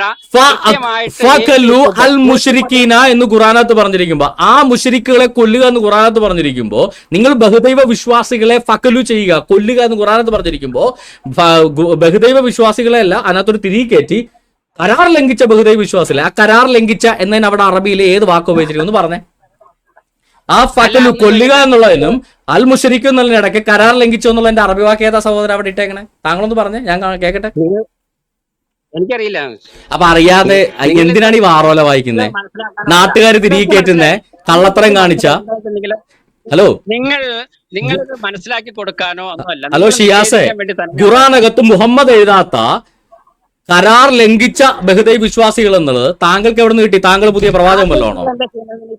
ആദ്യം നിങ്ങൾ എന്താ ചെയ്യുന്നത്? ആദ്യം കള്ളത്തരം കാണിക്കാതിരിക്കുക മിനിമം. ഹലോ, താങ്കള് മിനിമം കള്ളത്തരം കാണിക്കാതിരിക്കുക. എന്താണ് ഇസ്ലാം മതം? എന്താണ് അതൊക്കെ അവിടെ നിൽക്കട്ടെ. ഇവിടെ മുഹമ്മദ് എഴുതിയ ഖുറാനകത്ത് താങ്കളെ തിരുത്താൻ താങ്കൾക്ക് അതോറിറ്റി തന്നാരാ? നാട്ടുകാരെ ഇത് വാറോലവായിട്ടാണോ സഹോദര ചർച്ചക്ക് വരണേ? നിങ്ങൾക്ക് വായിൽ തോന്നണ പറഞ്ഞോണ്ടിരിക്കും. അല്ല, താങ്കൾ ഇവിടെ വായിച്ച ഖുറാനകത്ത് താങ്കൾ പറയുന്നു അവിടെ കരാർ ലംഘിച്ച ബഹുദൈവ വിശ്വാസികൾ എന്നാണ് ഖുറാനകത്ത്. ഖുറാനകത്ത് പറയുന്നത് ഫഖലു അൽ മുശ്രിക്ക ഹൈത്തു എന്നാണ്. ഫഖലു അൽ മുശ്രിക്ക എന്ന് വെച്ചാൽ മുശ്രിക്കുകളെ കൊല്ലുക, ബഹുദൈവ വിശ്വാസികളെ കൊല്ലുക എന്നാ. അല്ലാതെ കരാർ ലംഘിച്ച ബഹുദൈവ വിശ്വാസികൾ എന്നവിടെ പറഞ്ഞിട്ടില്ല സഹോദര. എന്റെ സബാസ്റ്റ്യൻ സാർ, പിന്നെ ലോകത്ത് ആരെങ്കിലും ഉണ്ടാവുമോ? അതല്ലേ മക്കയിൽ ആരാ ഉള്ളേ? അല്ല, മക്കയിലുള്ള ഒരാളെ കാണിക്കാനാ പറഞ്ഞത്. അല്ല, നിങ്ങളൊന്ന് ആലോചിക്കുക, മക്കയിലുള്ള ആളുകൾ എന്തുകൊണ്ടാണ് ഇതിലേക്ക് മാറിയെന്നുള്ളത് ഖുറാൻ ഇങ്ങനെ ഭീഷണിപ്പെടുത്തി കഴിഞ്ഞാൽ പിന്നെ മാറത്തില്ല സോര. അവിടെ എന്താ അവിടെ ആ ആയത്തൊന്ന് വായിച്ചേ. താങ്കൾ ഇപ്പൊ വായിച്ച ആയത്തൊന്ന് വായിച്ചേ. താങ്കൾ ഇപ്പൊ വായിച്ച വാറോലൊന്ന് വായിച്ചേ പ്ലീസ്. ഹലോ, താങ്കൾ ഇപ്പൊ വായിച്ച വാറോലില്ലേ ഒന്ന് വായിച്ചേ. ഇപ്പൊ വായിച്ച വാറോലൊന്നുമല്ല, ഞാൻ ഖുറാനാ വായിച്ചത്. താങ്കൾ ഖുറാൻ വായിച്ചതിന് ഖുറാനകത്ത് ഇല്ലാത്ത കാര്യം താങ്കൾ വായിച്ചു. അത് ഒഴിവാക്കിയിട്ട് ഖുറാനകത്തുള്ള മാത്രം വായിക്കും. അപ്പൊ ഞാൻ പറയും ഖുറാനെന്ന്. ഖുറാനില്ലാത്ത ഒരു അക്ഷരം വായിക്കാൻ പറ്റില്ല. ഖുറാനിലെ തൗബയിലെ നിങ്ങൾ പറയുന്ന ഒന്ന് പോലെ തൗബയില് മുഹമ്മദ് എഴുതിയ ഖുറാനകത്ത് താങ്കൾ ഏത് വാക്കിനെയാണ് മലയാളത്തിൽ കരാർ ലംഘിച്ച എന്ന് വായിച്ച വാക്ക് ഏതാ? നിങ്ങൾ ഇതിന്ന് ഡൈവേർട്ട് ചെയ്ത് വിടണം. അല്ല, നിങ്ങൾക്ക് വേറെ അല്ല. ഇനി താങ്കൾ അത് അല്ല, ആ ആയത്ത് മുഴുവൻ വായിക്കും. ആ ആയത്ത് മുഴുവൻ വായിക്ക്. മക്കയിലെ മുശ്രിക്കുകൾക്ക് എന്ത് പറ്റിയെന്ന് ആയത്ത് പറഞ്ഞിട്ടുണ്ട്, വായിക്കും. ആ ആയത്തൊന്ന് മുഴുവൻ വായിച്ചേ പ്ലീസ്. അല്ല, എനിക്ക് സഹായിക്കില്ല, താങ്കൾക്ക് സഹായിക്കുമല്ലോ, വായിക്കൂ. ആ ആയത്തൊന്ന് മുഴുവൻ വായിക്കൂ. അല്ല, നിങ്ങൾ സമ്മതിക്കില്ല. ഞാൻ വായിക്കാം, താങ്കൾ വായിക്കും. അങ്ങനെയാ വിലക്കപ്പെട്ട മാസങ്ങൾ കഴിഞ്ഞാൽ ആ ബഹുദൈവ വിശ്വാസികളെ നിങ്ങൾ കണ്ടിടത്ത് വെച്ച് കൊന്നുകളയുക, അവരെ പിടിക്കുകയും വളയുകയും അവർക്ക് വേണ്ടി പതിയിരിക്കുന്നിടത്തെല്ലാം പതിയിരിക്കുകയും ചെയ്യുക. അതായത് ഒളിച്ചിരുന്ന് കൊല്ലണം. ഇനി അവർ പശ്ചാത്തപിക്കുകയും നമസ്കാരം മുറ പോലെ നിർവഹിക്കുകയും സക്കാത്ത് നൽകുകയും ചെയ്യുക. അതായത് അവൻ മുസ്ലിം ആയാൽ നിങ്ങൾ അവരുടെ വഴി ഒഴിവാക്കി കൊടുക്കുക. അതായത് മുസ്ലിം ആവാത്ത എല്ലാവരെയും കൊല്ലാൻ അവിടെ പറഞ്ഞു. പിന്നെ എങ്ങനെയാണ് സഹോദര അവിടെ മുശ്രിക്കുകൾ ഉണ്ടാകുക? അതുകൊണ്ടല്ലേ മക്കയിൽ ഇപ്പൊ മുശ്രിക്കില്ലാത്ത? അതോ മക്കയിൽ ഇപ്പൊ മുശ്രിക്കുണ്ടോ? താങ്കൾ എന്താണ് ഉദ്ദേശിക്കുന്നത്? നിങ്ങളെ പറയാൻ സമ്മതിക്കില്ലല്ലോ. ഞാൻ പറയാൻ സമ്മതിച്ചല്ലോ, പറയൂ. എന്തുകൊണ്ട് മതം മാറാത്തവരെ കൊല്ലാൻ പറഞ്ഞ ഈ ഖുർആൻ ദൈവികമാണോ? അതന്നെയാണ്, ഇതാണ് നിങ്ങളുടെ പ്രശ്നം. നിങ്ങളുടെ കുറെ ഭാവനയ്ക്ക് കുറെ സാധനങ്ങൾ ഉണ്ടാക്കി വെച്ചിട്ടുണ്ട്. അത് മുഴുവൻ ഇങ്ങനെ അടിച്ചേൽപ്പിച്ചോണ്ടിരിക്കുക. സോറി സഹോദര, നിങ്ങളുടെ മുഹമ്മദ് എഴുതിയ ഖുർആനാണ് ഞാൻ വായിച്ചത്. താങ്കൾക്ക് മലയാളം മനസ്സിലല്ലേ? അറബി വായിച്ചു തരാം. മുഹമ്മദ് ഖുർആൻ എഴുതിയിട്ടില്ല. മുഹമ്മദ് ഖുർആൻ എഴുതിയിട്ടില്ലെങ്കിൽ സയ്യിദ് ബിൻ സാബിത്ത് എഴുതിയ ഖുർആനാണ് ഞാൻ വായിച്ചത്. താങ്കൾക്ക് അറബി മലയാളം മനസ്സിലായില്ലേ? അറബി വായിച്ചു തരാം. അങ്ങനെയാ വിലക്കപ്പെട്ട മാസങ്ങൾ കഴിഞ്ഞാൽ ആ ബഹുദൈവ വിശ്വാസികളെ അൽ മുശ്രിക്കു നിങ്ങൾ കണ്ടിടത്ത് വെച്ച് കൊന്നുകളയുക. എന്തേ അൽ മുശ്രിക്ക്? അല്ല, അൽ മുശ്രിക്ക് എന്നല്ലാതെ പിന്നെ അൽ തങ്കപ്പൻ എന്ന് പറയണോ? ഇനി എന്തിനാ വല്ല ഒന്നും പറയണ്ട. നിങ്ങൾക്ക് അവിടെ ക്ലാസ്സിലിരിക്കുന്ന മലയാളികളോട് ഇത് പറയേണ്ട ഹലോ കാര്യമില്ല. മിസ്റ്റർ മലയാളം പെരേര, നിങ്ങൾ വായിച്ചോണ്ടാ മതി. താങ്കളുടെ മൊയ്ലിയാര് തർജ്ജമ ചെയ്താണ് ഞാനിപ്പോ വായിച്ചത്. ഞാൻ തർജ്ജമ ചെയ്തില്ല. താങ്കൾ പറഞ്ഞു താങ്കളുടെ മൊയ്ലിയാരായ ഈ അറിവ് ചെറിയ മുണ്ടം ആണ്. അബ്ദുൽ ഹമീദ് മദനി, ക്ലാസ്സിലിരിക്കുന്ന കുഞ്ഞു മുഹമ്മദ് മലയാളികളോട് പറപ്പൂര്. അറിയില്ല ഈ പറയുന്നത് കേൾക്കുന്നു. അതെ അവർക്ക് ഒരു വാക്ക് അറിയില്ല ഈ പറഞ്ഞത്. ആണോ? അതായത് താങ്കൾ ഇപ്പൊ മുസ്ലിം പറയുന്നത് അറിയില്ല. ചെറിയ മുണ്ടം അബ്ദുൽ ഹമീദ് മദനിക്കും കുഞ്ഞു മുഹമ്മദ് പറപ്പൂരിനും വിവരമില്ലെന്നാണോ? സന്തോഷം, എനിക്ക് പരാതി അല്ല, ഒന്നുമില്ല. മുഷിരിക്കെന്ന് പറഞ്ഞാൽ നിങ്ങൾ എന്താ ഉദ്ദേശിച്ചാണ്? എന്തോന്ന് മുഷിരിക്കെന്ന് പറഞ്ഞാൽ എന്തുവാ? മുഷിരിക്കെന്ന് പറഞ്ഞാൽ എന്താ ഉദ്ദേശിച്ചത്? ചെറിയ മുണ്ടം അബ്ദുൽ ഹമീദ് മദനിയും പറപ്പൂരും പറഞ്ഞിരിക്കുന്നത് ബഹുദൈവ ഹലോ, അതല്ലേ പറയുന്നേ. ഞാൻ പറയുന്നൊക്കെ വാറോലല്ലേ. അതുകൊണ്ട് താങ്കളുടെ മൊയ്ലിയാര് ചെറിയ മുണ്ടം അബ്ദുൽ ഹമീദ് മദനിയും പറപ്പൂരും പറഞ്ഞിരിക്കുന്നത് അറബിയിൽ മുഹമ്മദ് അൽ മുഷരിക്കിന എന്ന് പറഞ്ഞിരിക്കുന്നതിന്റെ മലയാള അർത്ഥം ബഹുദൈവ വിശ്വാസികളെ എന്നാണെന്നാണ്. ഓക്കെ, ഞാനത് അംഗീകരിക്കുന്നത് ശരിയായ അർത്ഥമാണ്, ഞാൻ സർട്ടിഫൈ ചെയ്യുന്നു. നിങ്ങളിപ്പോ ഈ ഖുറാന്റെ അടിയിലുള്ള ഭാഗം കുറിപ്പാണ് വായിക്കണം അല്ലേ? എന്റെ പൊന്ന് സഹോദര, താങ്കൾക്ക് വല്ല വെളിവുണ്ടോ? പരിഭാഷയല്ല. അങ്ങനെയാ വിലക്കപ്പെട്ട മാസം. നേരത്തെ നേരെയുള്ള അർഹിക്കുന്ന അല്ല. ഇപ്പൊ കാര്യം മനസ്സിലായി. കുറിപ്പുകളാണ് നിങ്ങൾ വായിച്ചോണ്ടിരിക്കണേ അല്ലേ? എന്റെ പൊന്ന് സാറേ, കർത്താവിന്റെ ഹലോ കുറിപ്പുകള്. ഹലോ, എന്റെ പൊന്ന് സഹോദര, പരിഭാഷ വായിക്കുക. അതായത് അറബിക്ക് നേരെ പല സഹോദര പറയുന്നത് കൊണ്ടൊന്നും തോന്നരുത്. പല ടൈപ്പ് മദ്രസ പൊട്ടന്മാരെ കണ്ടിട്ടുണ്ട്. ഒന്നും താങ്കളെ പോലുള്ള ഒരാൾ ആദ്യമായിട്ട് കാണാം നിങ്ങളോട് സ്നേഹം മാത്രമേ ഉള്ളൂ. ഞാൻ. അല്ല, താങ്കൾക്ക് കുറിപ്പ് ഞാൻ കറക്റ്റ് വേർഡ് ബൈ വേർഡ് വായിച്ചു തരാം. ഓക്കെ, എനിക്ക് താങ്കൾക്ക് വായിക്കാൻ മടിയാണ്, ഞാൻ അറബിയെ കൊണ്ട് വായിപ്പിച്ചു തരാൻ വേണം. തന്നെയാണ് നിങ്ങൾക്കുള്ള പ്രശ്നം. ഓക്കെ, നിങ്ങൾക്കുള്ള പ്രശ്നം വിട് പരിഭാഷയും കുറിപ്പും എല്ലാം വിടാം. ആ ഖുറാനകത്തുള്ള ഫസ്റ്റ് വേർഡ് എന്താണ്? ഫായിദ. ശരിയാണോ? നിങ്ങൾ വായിക്കുക. ഫായിദ. ഞാൻ വായിച്ചു തരാം. താങ്കൾ വായിച്ചോളൂ. വായിച്ചിട്ട് ഓരോ വാക്കും വായിച്ച അർത്ഥം പറഞ്ഞോളൂ, ഞാൻ കേൾക്കാൻ റെഡിയാ. ഫായിദ തുടങ്ങിക്കോ. അപ്പൊ എനിക്ക് ആർക്കെങ്കിലും മനസ്സിലാക്കുമോ? അല്ല, വായിച്ചിട്ട് അർത്ഥം പറയൂ. താങ്കൾ പണ്ഡിതനാണല്ലോ, മഹാപണ്ഡിത. വായിച്ചിട്ട് അർത്ഥം പറയും, ഞങ്ങൾ കേൾക്കാൻ തയ്യാറാ. അല്ലെന്നേ, അവിടെ നമ്മുടെ ക്ലാസ്സിലിരിക്കുന്ന ആർക്കെങ്കിലും മനസ്സിലാവോ? താങ്കൾ വായിച്ചിട്ട് മലയാളത്തിൽ അർത്ഥം പറഞ്ഞാൽ മനസ്സിലാവും. മലയാളികളൊക്കെ ഹലോ, തമിഴന്മാരും ഹിന്ദിക്കാരും ഒന്നുമില്ല, മലയാളികളാണ് ഇവിടെ ഇരിക്കുന്നത്. താങ്കൾ അറബിയിൽ വായിച്ചിട്ട് ഓരോ വാക്കും ഞങ്ങൾക്ക് മലയാളത്തിൽ പറഞ്ഞാൽ നിങ്ങൾക്ക് മനസ്സിലാവും. നേരായ സാധനം ആളുകളിൽ എത്തിക്കുക ഹലോ എന്നതല്ല ഉദ്ദേശം. മിസ്റ്റർ പണ്ഡിത, നിങ്ങൾക്ക് ഇല്ലാത്ത കാര്യം എന്റെ പൊന്ന് സഹോദര, എന്റെ പൊന്ന് സഹോദര, താങ്കൾ അറബിയിൽ അത് വായിച്ചിട്ട് ഓരോ വാക്കിന്റെയും മലയാള അർത്ഥം പറഞ്ഞു തരൂ, ഞങ്ങൾ കേൾക്കാൻ തയ്യാറാണ്. ഞാൻ പറയുന്നു, നിങ്ങൾ ഖുറാൻ വായിക്കുകയാണെങ്കിൽ A to Z 114 അധ്യായം ഹലോ, വായിച്ചു നോക്കാൻ നിങ്ങൾക്ക് ഖുറാൻ 114 മാത്രമല്ല, നഷ്ടപ്പെട്ടു പോയ സൂറ വരെ ഞാൻ വായിച്ചിട്ടുണ്ട്. അതുകൊണ്ട് താങ്കൾ അതെന്നെ പാടിപ്പിക്കല്ലേ, എന്നെ കൊണ്ട് പാടിക്കരുത്. മുഹമ്മദിന്റെ ഇന്ന് നഷ്ടപ്പെട്ടു പോയ സൂറ വരെ ഞാൻ വായിച്ചിട്ടുണ്ട്. അതുകൊണ്ട് അതിനകത്തെ കടക്കണ്ട. താങ്കള് ഈ ആയത്ത് താങ്കൾ ആദ്യം മുതലൊന്ന് വായിക്കൂ, വേർഡ് ബൈ വേർഡ്. തിരികെ കയറ്റരുത്. നിങ്ങൾക്കിതാണ് ആരെങ്കിലൊക്കെ എഴുതി വെച്ച സാധനങ്ങൾ നിങ്ങളെടുത്ത് വായിക്കും. ആരെങ്കിലും എഴുതി വെച്ചൊന്നുമല്ല, മുഹമ്മദിന്റെ ഭാര്യ ആയിഷ എഴുതി വെച്ച കാര്യമാണ്.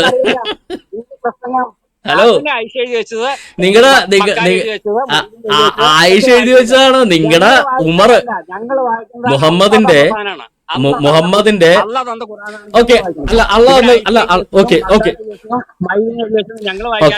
നിങ്ങളുടെ അള്ള തന്ന ഖുറാനില് വേർഡ് ബൈ വേർഡ് ഒന്ന് വായിച്ചിട്ടൊന്ന് അർത്ഥം ഒന്ന് പറഞ്ഞു ഞങ്ങൾ കേൾക്കട്ടെ. ആ ആയത് ഞങ്ങൾക്ക് അല്ല, അതുകൊണ്ടാണല്ലോ വേർഡ് ബൈ വേർഡ് വായിച്ചിട്ട് താങ്കളോട് മലയാളത്തിൽ സഹോദര വേർഡ് ബൈ വേർഡ് വായിച്ചിട്ട് താങ്കൾ മലയാളത്തിൽ അർത്ഥം പറയും, ഞങ്ങൾക്ക് മനസ്സിലായി, ഞങ്ങൾ മലയാളികളാണ്. സഹോദര, വേർഡ് ബൈ വേർഡ് വായിച്ചിട്ട് മലയാളത്തിൽ അർത്ഥം പറയൂ, ഞങ്ങൾ മലയാളികളാണ്, ഞങ്ങൾ കേൾക്കാൻ തയ്യാറാണ്. പറഞ്ഞോളൂ. താങ്കൾക്ക് പറ്റില്ലെങ്കിൽ പറ, ഞാൻ വായിച്ചു തരാം വേർഡ് ബൈ വേർഡ്. താങ്കൾ അർത്ഥം പറഞ്ഞോളൂ. ഹലോ, ഒന്നുകിൽ താങ്കൾ വേർഡ് ബൈ വേർഡ് വായിച്ചിട്ട് അർത്ഥം ഞങ്ങൾക്ക് പറഞ്ഞു തരിക, അല്ലെങ്കിൽ ഞാൻ വേർഡ് ബൈ വേർഡ് വായിക്കാം, താങ്കൾ അർത്ഥം പറയുക, അതോ ഞാൻ തന്നെ വേർഡ് ബൈ വേർഡ് വായിച്ച് വേർഡ് ബൈ വേർഡ് അർത്ഥം പറയാം. ഏത് വേണം? ഇത് നമ്മുടെ അറബി ക്ലാസ് അല്ലേ? ആണെന്ന് പറഞ്ഞില്ലല്ലോ. അല്ല, താങ്കൾ അള്ളാഹ് തന്ന ഖുറാനകത്ത് താങ്കൾ പ്രവാചകനായിട്ട് തിരികെ കയറ്റുന്നതുകൊണ്ടാണ് ഞങ്ങൾ പിടിച്ചേ. കള്ളത്തരം പിടിച്ചപ്പോ ഉടായ്പ കളിക്കുന്നത്. എന്നാല് താങ്കൾ പറഞ്ഞ ആ കരാർ ലംഘിച്ച ബഹുദൈവ വിശ്വാസികൾ എന്ന് പറഞ്ഞതിന്റെ അറബി ഏതാണ് താങ്കൾ പറഞ്ഞതിന്റെ? ഞാൻ ആദ്യമേ പറഞ്ഞില്ലേ, നിങ്ങൾ ഖുറാൻ അല്ല വായിച്ച് പഠിച്ചിരിക്കാൻ. നിങ്ങൾ മുഴുവൻ സഹോദര, നിങ്ങളുടെ അള്ളാഹ് ഇറക്കി എന്ന് പറഞ്ഞ് മുഹമ്മദ് പറഞ്ഞു എന്ന് പറയുന്ന സയ്യിദ് ബിൻ സാബിത്ത് എഴുതിയ ഖുറാനകത്ത് അൽ മുശരിക്കീനു എന്നേ ഉള്ളൂ, അല്ലാതെ കരാർ ലംഘിച്ച മുശരിക്കീനു എന്നില്ല. ഇല്ലാത്ത കാര്യം താങ്കൾക്ക് എവിടെ നിന്ന് കിട്ടിയെന്നാണ് ഞാൻ ചോദിച്ചത്.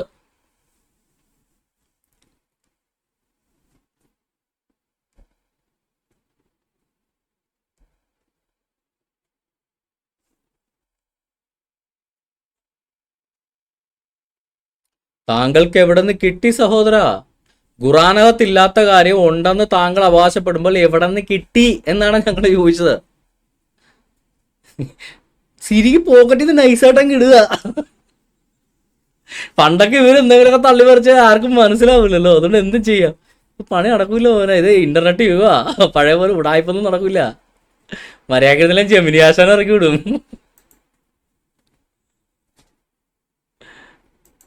പച്ചക്ക് മലയാളം തർജ്ജമ എടുത്താലും ഇംഗ്ലീഷ് തർജ്ജമ എടുത്താലും ഒറിജിനൽ അറബി പരിഭാഷ എടുത്താലും അവിടെ പറയുന്നത് ആ ബഹുദൈവ വിശ്വാസികളെ കണ്ടിടത്ത് വെച്ച് കൊല്ലുക എന്ന്.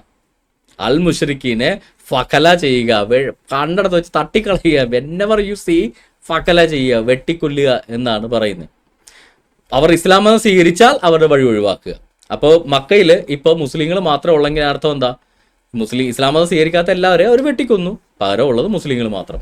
ഇപ്പം നിങ്ങളൊരു പഞ്ചായത്തിൽ വന്നിട്ട് ഒരു വലിയ സൈന്യം വന്നിട്ട് പറയുക ഒന്നുകിൽ ഇസ്ലാം മതം സ്വീകരിക്കുക അല്ലെങ്കിൽ ഞങ്ങൾ കൊല്ലും എന്ന് പറഞ്ഞിട്ട് അവരൊരു എത്തനിക് ക്ലൻസിങ് നടത്തി കഴിഞ്ഞാൽ എന്ത് സംഭവിക്കും? പേടിച്ച് ഇസ്ലാം മതം സ്വീകരിച്ച കുറേ ആളുകൾ കാണും, പിന്നെ കൊല്ലപ്പെട്ട കുറേ ധീരന്മാരും കാണും. അതാണ് സംഭവിക്കുന്നത്. അതാണ് ഇന്ന് മക്കയിലുള്ളത്. പേടിച്ച് ഇസ്ലാം മതം സ്വീകരിച്ച കുറേ ഫ്രോഡുകളും ഇന്ന് മക്കയിൽ, അവരുടെ സന്തതി പരമ്പരകളും ഇന്ന് മക്കയിലുണ്ട്.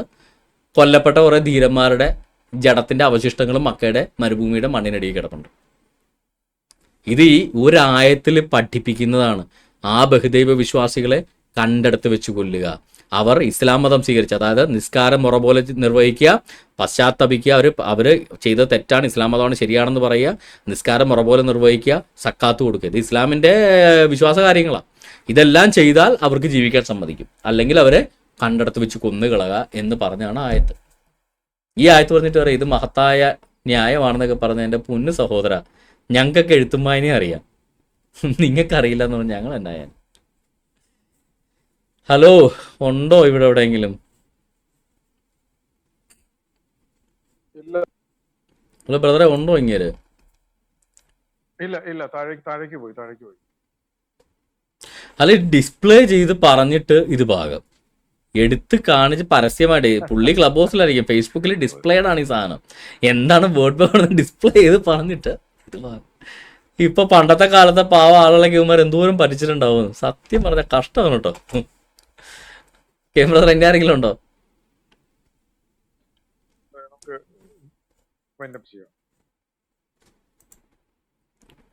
ക്യാമറ വൈൻഡപ്പ് ചെയ്യണോ? ആരെങ്കിലും ഉണ്ടോ ഇനി? അപ്പൊ എൻ്റെ പൊന്ന് പ്രിയ ബ്രദേഴ്സ്, എന്തായാലും ഇന്ന് നമ്മൾ എടുത്ത ടോപ്പിക്ക് ജിഹാദ് ആയിരുന്നു. എന്തുകൊണ്ട് വിദ്യാഭ്യാസമുള്ള ആളുകളും ഇതുപോലെ ജിഹാദിൽപ്പെട്ട് പോകുന്നു എന്നുള്ളതായിരുന്നു നമ്മൾ ഇന്നത്തെ പ്രധാനപ്പെട്ട ടോപ്പിക്ക്. ഫേസ്ബുക്കിൽ ആ ഒരു ഫസ്റ്റ് പോർഷൻ ലൈവ് പോവില്ല, അത് ഒരു ആക്സിഡൻ്റ് ആണ്, അതെൻ്റെ സ്ട്രീമിങ്ങിൽ പറ്റിയ എന്തൊരു പിഴവാണ്. ക്ലബ് ഹൗസ് സെക്ഷൻ മാത്രമാണ് ഫേസ്ബുക്കിൽ പോയത്. വീഡിയോ ഞാൻ എന്തായാലും അപ്ലോഡ് ചെയ്തേക്കാം. അപ്പോൾ ജിഹാദ് എന്തായിരുന്നു എന്നെല്ലാം നമ്മൾ കൃത്യമായിട്ട് കണ്ടു. എന്തുകൊണ്ട് ഇതുപോലെ ഹൈലി എഡ്യൂക്കേറ്റഡ് ആയിട്ടുള്ള ആളുകൾ പോലും ജിഹാദ് ചെയ്യുന്നു എന്നും നമ്മൾ കണ്ടു. അതിൻ്റെ എല്ലാത്തിനും പ്രധാന കാരണം ഇതുപോലുള്ള ഗ്രന്ഥമാണ്. അവരുടെ ഗ്രന്ഥത്തിനകത്ത് അടിസ്ഥാന പ്രമാണമായിട്ട് പറഞ്ഞിട്ടുള്ള കാര്യങ്ങളാണ് അവിശ്വാസികളെ കൊന്നൊടുക്കുക, അല്ലെങ്കിൽ അവർ മതം മാറണം, മതം മാറിയില്ലെങ്കിൽ കൊല്ലുക എന്ന ആശയം പരസ്യമായിട്ട് അവരുടെ ഉള്ളിൽ അടിച്ചേൽപ്പിക്കുമ്പോൾ അവരത് നടപ്പാക്കാൻ ശ്രമിക്കുമ്പോൾ ചാവേറാക്രമണങ്ങളുണ്ടാവും, ഭീകരാക്രമണങ്ങളുണ്ടാവും. അപ്പോൾ ഇതിൻ്റെ റൂട്ട് കോസ് എന്ന് പറയുന്നത്, പലരും വിചാരിച്ചു നല്ല വിദ്യാഭ്യാസം കൊടുത്താൽ ഈ ഇസ്ലാമിക റാഡിക്കലൈസ്, ഈ തീവ്രവാദത്തെ ഇല്ലാതാക്കാൻ പറ്റില്ല. അതിൻ്റെ തെളിവാണ് എഞ്ചിനീയറായി പൊട്ടിത്തെറിച്ച നജീബും ഇപ്പോൾ ഒരു കൂട്ടം ഡോക്ടേഴ്സ് ഒരുമിച്ച് അറസ്റ്റിലാകുന്നതും എല്ലാം അതിൻ്റെ തെളിവാണ്. ബിൻ ലാദൻ നല്ല ഒന്നാന്തര സിവിൽ എഞ്ചിനീയർ ആയിരുന്നു. അങ്ങനെ ഒരുവിധപ്പെട്ട എല്ലാ തീവ്രവാദികളും ഹൈലി എഡ്യൂക്കേറ്റഡ് ആയിരുന്നു. നമ്മൾ ഉദ്ദേശിക്കുന്ന മദ്രസ പൊട്ടന്മാരല്ലായിരുന്നു. അപ്പോൾ വിദ്യാഭ്യാസമല്ല ഇതിനൊരു കാരണം. ഇപ്പം ഹാദിയ മിനിമം ഒരു ഹോമിയോ ഡോക്ടറെങ്കിലുമാണ്, ഹോമിയോ ഡെൻ്റല എന്താണെങ്കിലും ഒരു ഡോക്ടർ എന്നുള്ള പേരുള്ള ഡിഗ്രി ഉള്ള ഒരാളാണ് ഹാദിയ. ഈ പറയുന്ന കേരളത്തിൽ നിന്ന് പോയിട്ടുള്ള എല്ലാ തീവ്രവാദി പെണ്ണുങ്ങളും ആണുങ്ങളും അത്യാവശ്യം നല്ല രീതിയിൽ എഡ്യൂക്കേറ്റഡ് ആണ്. അപ്പോൾ എഡ്യൂക്കേഷൻ കൊണ്ട് തീവ്രവാദം മാറില്ല. എന്താണ് തീവ്രവാദം ഉണ്ടാക്കുന്നത്? അവർ സ്കൂളിൽ പഠിക്കുന്ന എഡ്യൂക്കേഷൻ വിദ്യാഭ്യാസം അല്ല അവർ തീവ്രവാദികളാക്കുന്നത്. മദ്രസയിൽ പഠിക്കുന്ന ഖുറാനാണ് അവർ തീവ്രവാദ ആളാക്കുന്നത്. ഏതെങ്കിലും ഒരു പർട്ടിക്കുലർ ഇസ്ലാമിക പണ്ഡിതനല്ല അവർ തീവ്രവാദിയാക്കുന്നത്. അവരുടെ പ്രവാചകനും തഫ്സീറും അവരുടെ ഖുറാനും അവരുടെ ഹദീസുകളുമാണ് അവരെ തീവ്രവാദം. അപ്പോൾ റൂട്ട് കോസ് ഐഡൻറ്റിഫൈ ചെയ്ത് ആ കോസിനെ ട്രീറ്റ് ചെയ്യുക അല്ലാതെ ഇസ്ലാം മതത്തെ തീവ്രവാദ മുക്തമാക്കാൻ ശ്രമിക്കുന്നത് കടൽ വെള്ളത്തിൽ നിന്ന് ഉപ്പ് മാറ്റാൻ ശ്രമിക്കുന്ന പോലെയാണ്. നടക്കില്ല. കടൽ വെള്ളത്തെ ഉപ്പ് മാറ്റാൻ ശ്രമിക്കുക എന്ന് പറഞ്ഞാൽ കടൽ വെള്ളത്തെ കടൽ ആക്കാതിരിക്കുക എന്ന്. കടലിനെ ഉപ്പിനെയും വെള്ളത്തെയും വേർതിരിച്ച് മാറ്റി കംപ്ലീറ്റ് മാറ്റി കഴിയുമ്പോൾ അത് വെറും വെള്ളമാകും, കുടിവെള്ളമാകും. ഇപ്പം ഡീസലൈനേഷൻ ചെയ്യുമ്പോൾ അത് കുടിവെള്ളമാകും. അതുപോലെ ഒരു മുസ്ലിമിനെ ഡീറാഡിക്കലൈസ് ചെയ്യണമെങ്കിൽ അവനെ ഇസ്ലാം എടുത്ത് മാറ്റി അവൻ്റെ ഖുറാനും ഹദീസും മുഹമ്മദിനെ എടുത്ത് മാറ്റി കഴിഞ്ഞാൽ അവനൊരു പൂർണ്ണ സാധാരണ മനുഷ്യനാവും. അങ്ങനെ ഡീറാഡിക്കലൈസ് ചെയ്യുക. അല്ലാതെ ഈ പ്രവാചകനും പുസ്തകവും ഇരിക്കുന്നത്രയും കാലം അവരത് ഡീറാഡിക്കലൈസ് ചെയ്യുക എന്ന് പറയുന്നത് അസാധ്യമാണ്. അത് അസംഭവ്യമായൊരു കാര്യമാണ്. അതൊരിക്കലും സാധിക്കില്ല. അപ്പോൾ എന്നെ ഇത്രയും നേരം കേട്ട എല്ലാവർക്കും എൻ്റെ പ്രത്യേക നന്ദി അറിയിക്കുന്നു. പ്രത്യേകിച്ച് ഇന്ന് ലൈവിൽ വന്ന സഹോദരങ്ങൾക്കും നന്ദി. പ്രത്യേകിച്ച് ബംഗ്ലാദേശിൽ നിന്ന് വിളിച്ച ആ സഹോദരൻ എല്ലാവരും പ്രാർത്ഥനയിൽ ഓർക്കുക. അവരൊക്കെ എത്രത്തോളം കഷ്ടപ്പെട്ടാണ് ഈ സാഹചര്യങ്ങളിലൊക്കെ പിടിച്ചു നിൽക്കുന്നതെന്ന് നിങ്ങൾക്ക് എല്ലാവർക്കും അറിയാം. അവരെല്ലാം നിങ്ങൾ പ്രാർത്ഥനയിൽ ഓർക്കുക. ദൈവം നിങ്ങളെല്ലാവരെയും ധാരാളമായിട്ട് അനുഗ്രഹിക്കട്ടെ. റെഡ് ഫോർട്ടിൽ പരിക്കേറ്റ് ആശുപത്രിയിൽ കിടക്കുന്ന എല്ലാവർക്കും വേണ്ടി പ്രാർത്ഥിക്കുക. മരിച്ചവരുടെ കുടുംബാംഗങ്ങൾക്ക് ദൈവം അവരെ ആശ്വസിപ്പിക്കട്ടെ. എന്തായാലും എല്ലാവരെയും ഈ ഇസ്ലാമിക തീവ്രവാദത്തിൻ്റെ പിടിയിൽപ്പെട്ടു പോയ അവരുടെ മാതാപിതാക്കൾ അനുഭവിക്കുന്ന വേദനയും നമുക്കറിയാം. ആ മാതാപിതാക്കൾക്കെങ്കിലും തിരിച്ചറിവുണ്ടായിട്ട് ഈ ഭീകരത ഇനിയുള്ള കുട്ടികളെയെങ്കിലും പഠിപ്പിക്കാതിരിക്കട്ടെ എന്ന് നമുക്ക് പ്രാർത്ഥിക്കാം. മറ്റ് ഇസ്ലാം മാതാപിതാക്കളും പ്രത്യേകം ശ്രദ്ധിക്കുക. നിങ്ങളുടെ കുട്ടികളെയെങ്കിലും ഈ തീവ്രവാദത്തിൻ്റെ പിടിയിൽ നിന്ന് നിങ്ങൾ മോചിപ്പിക്കുക. മനുഷ്യരായിട്ട് അവരെ വളർത്തുക.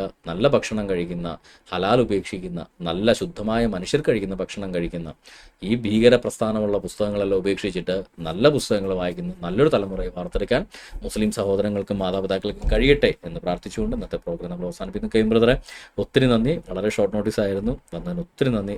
ധാരാളമായിട്ട് അനുഗ്രഹിക്കട്ടെ. ഹലോ, ഓക്കെ ബ്രദറെ, കേൾക്കാം.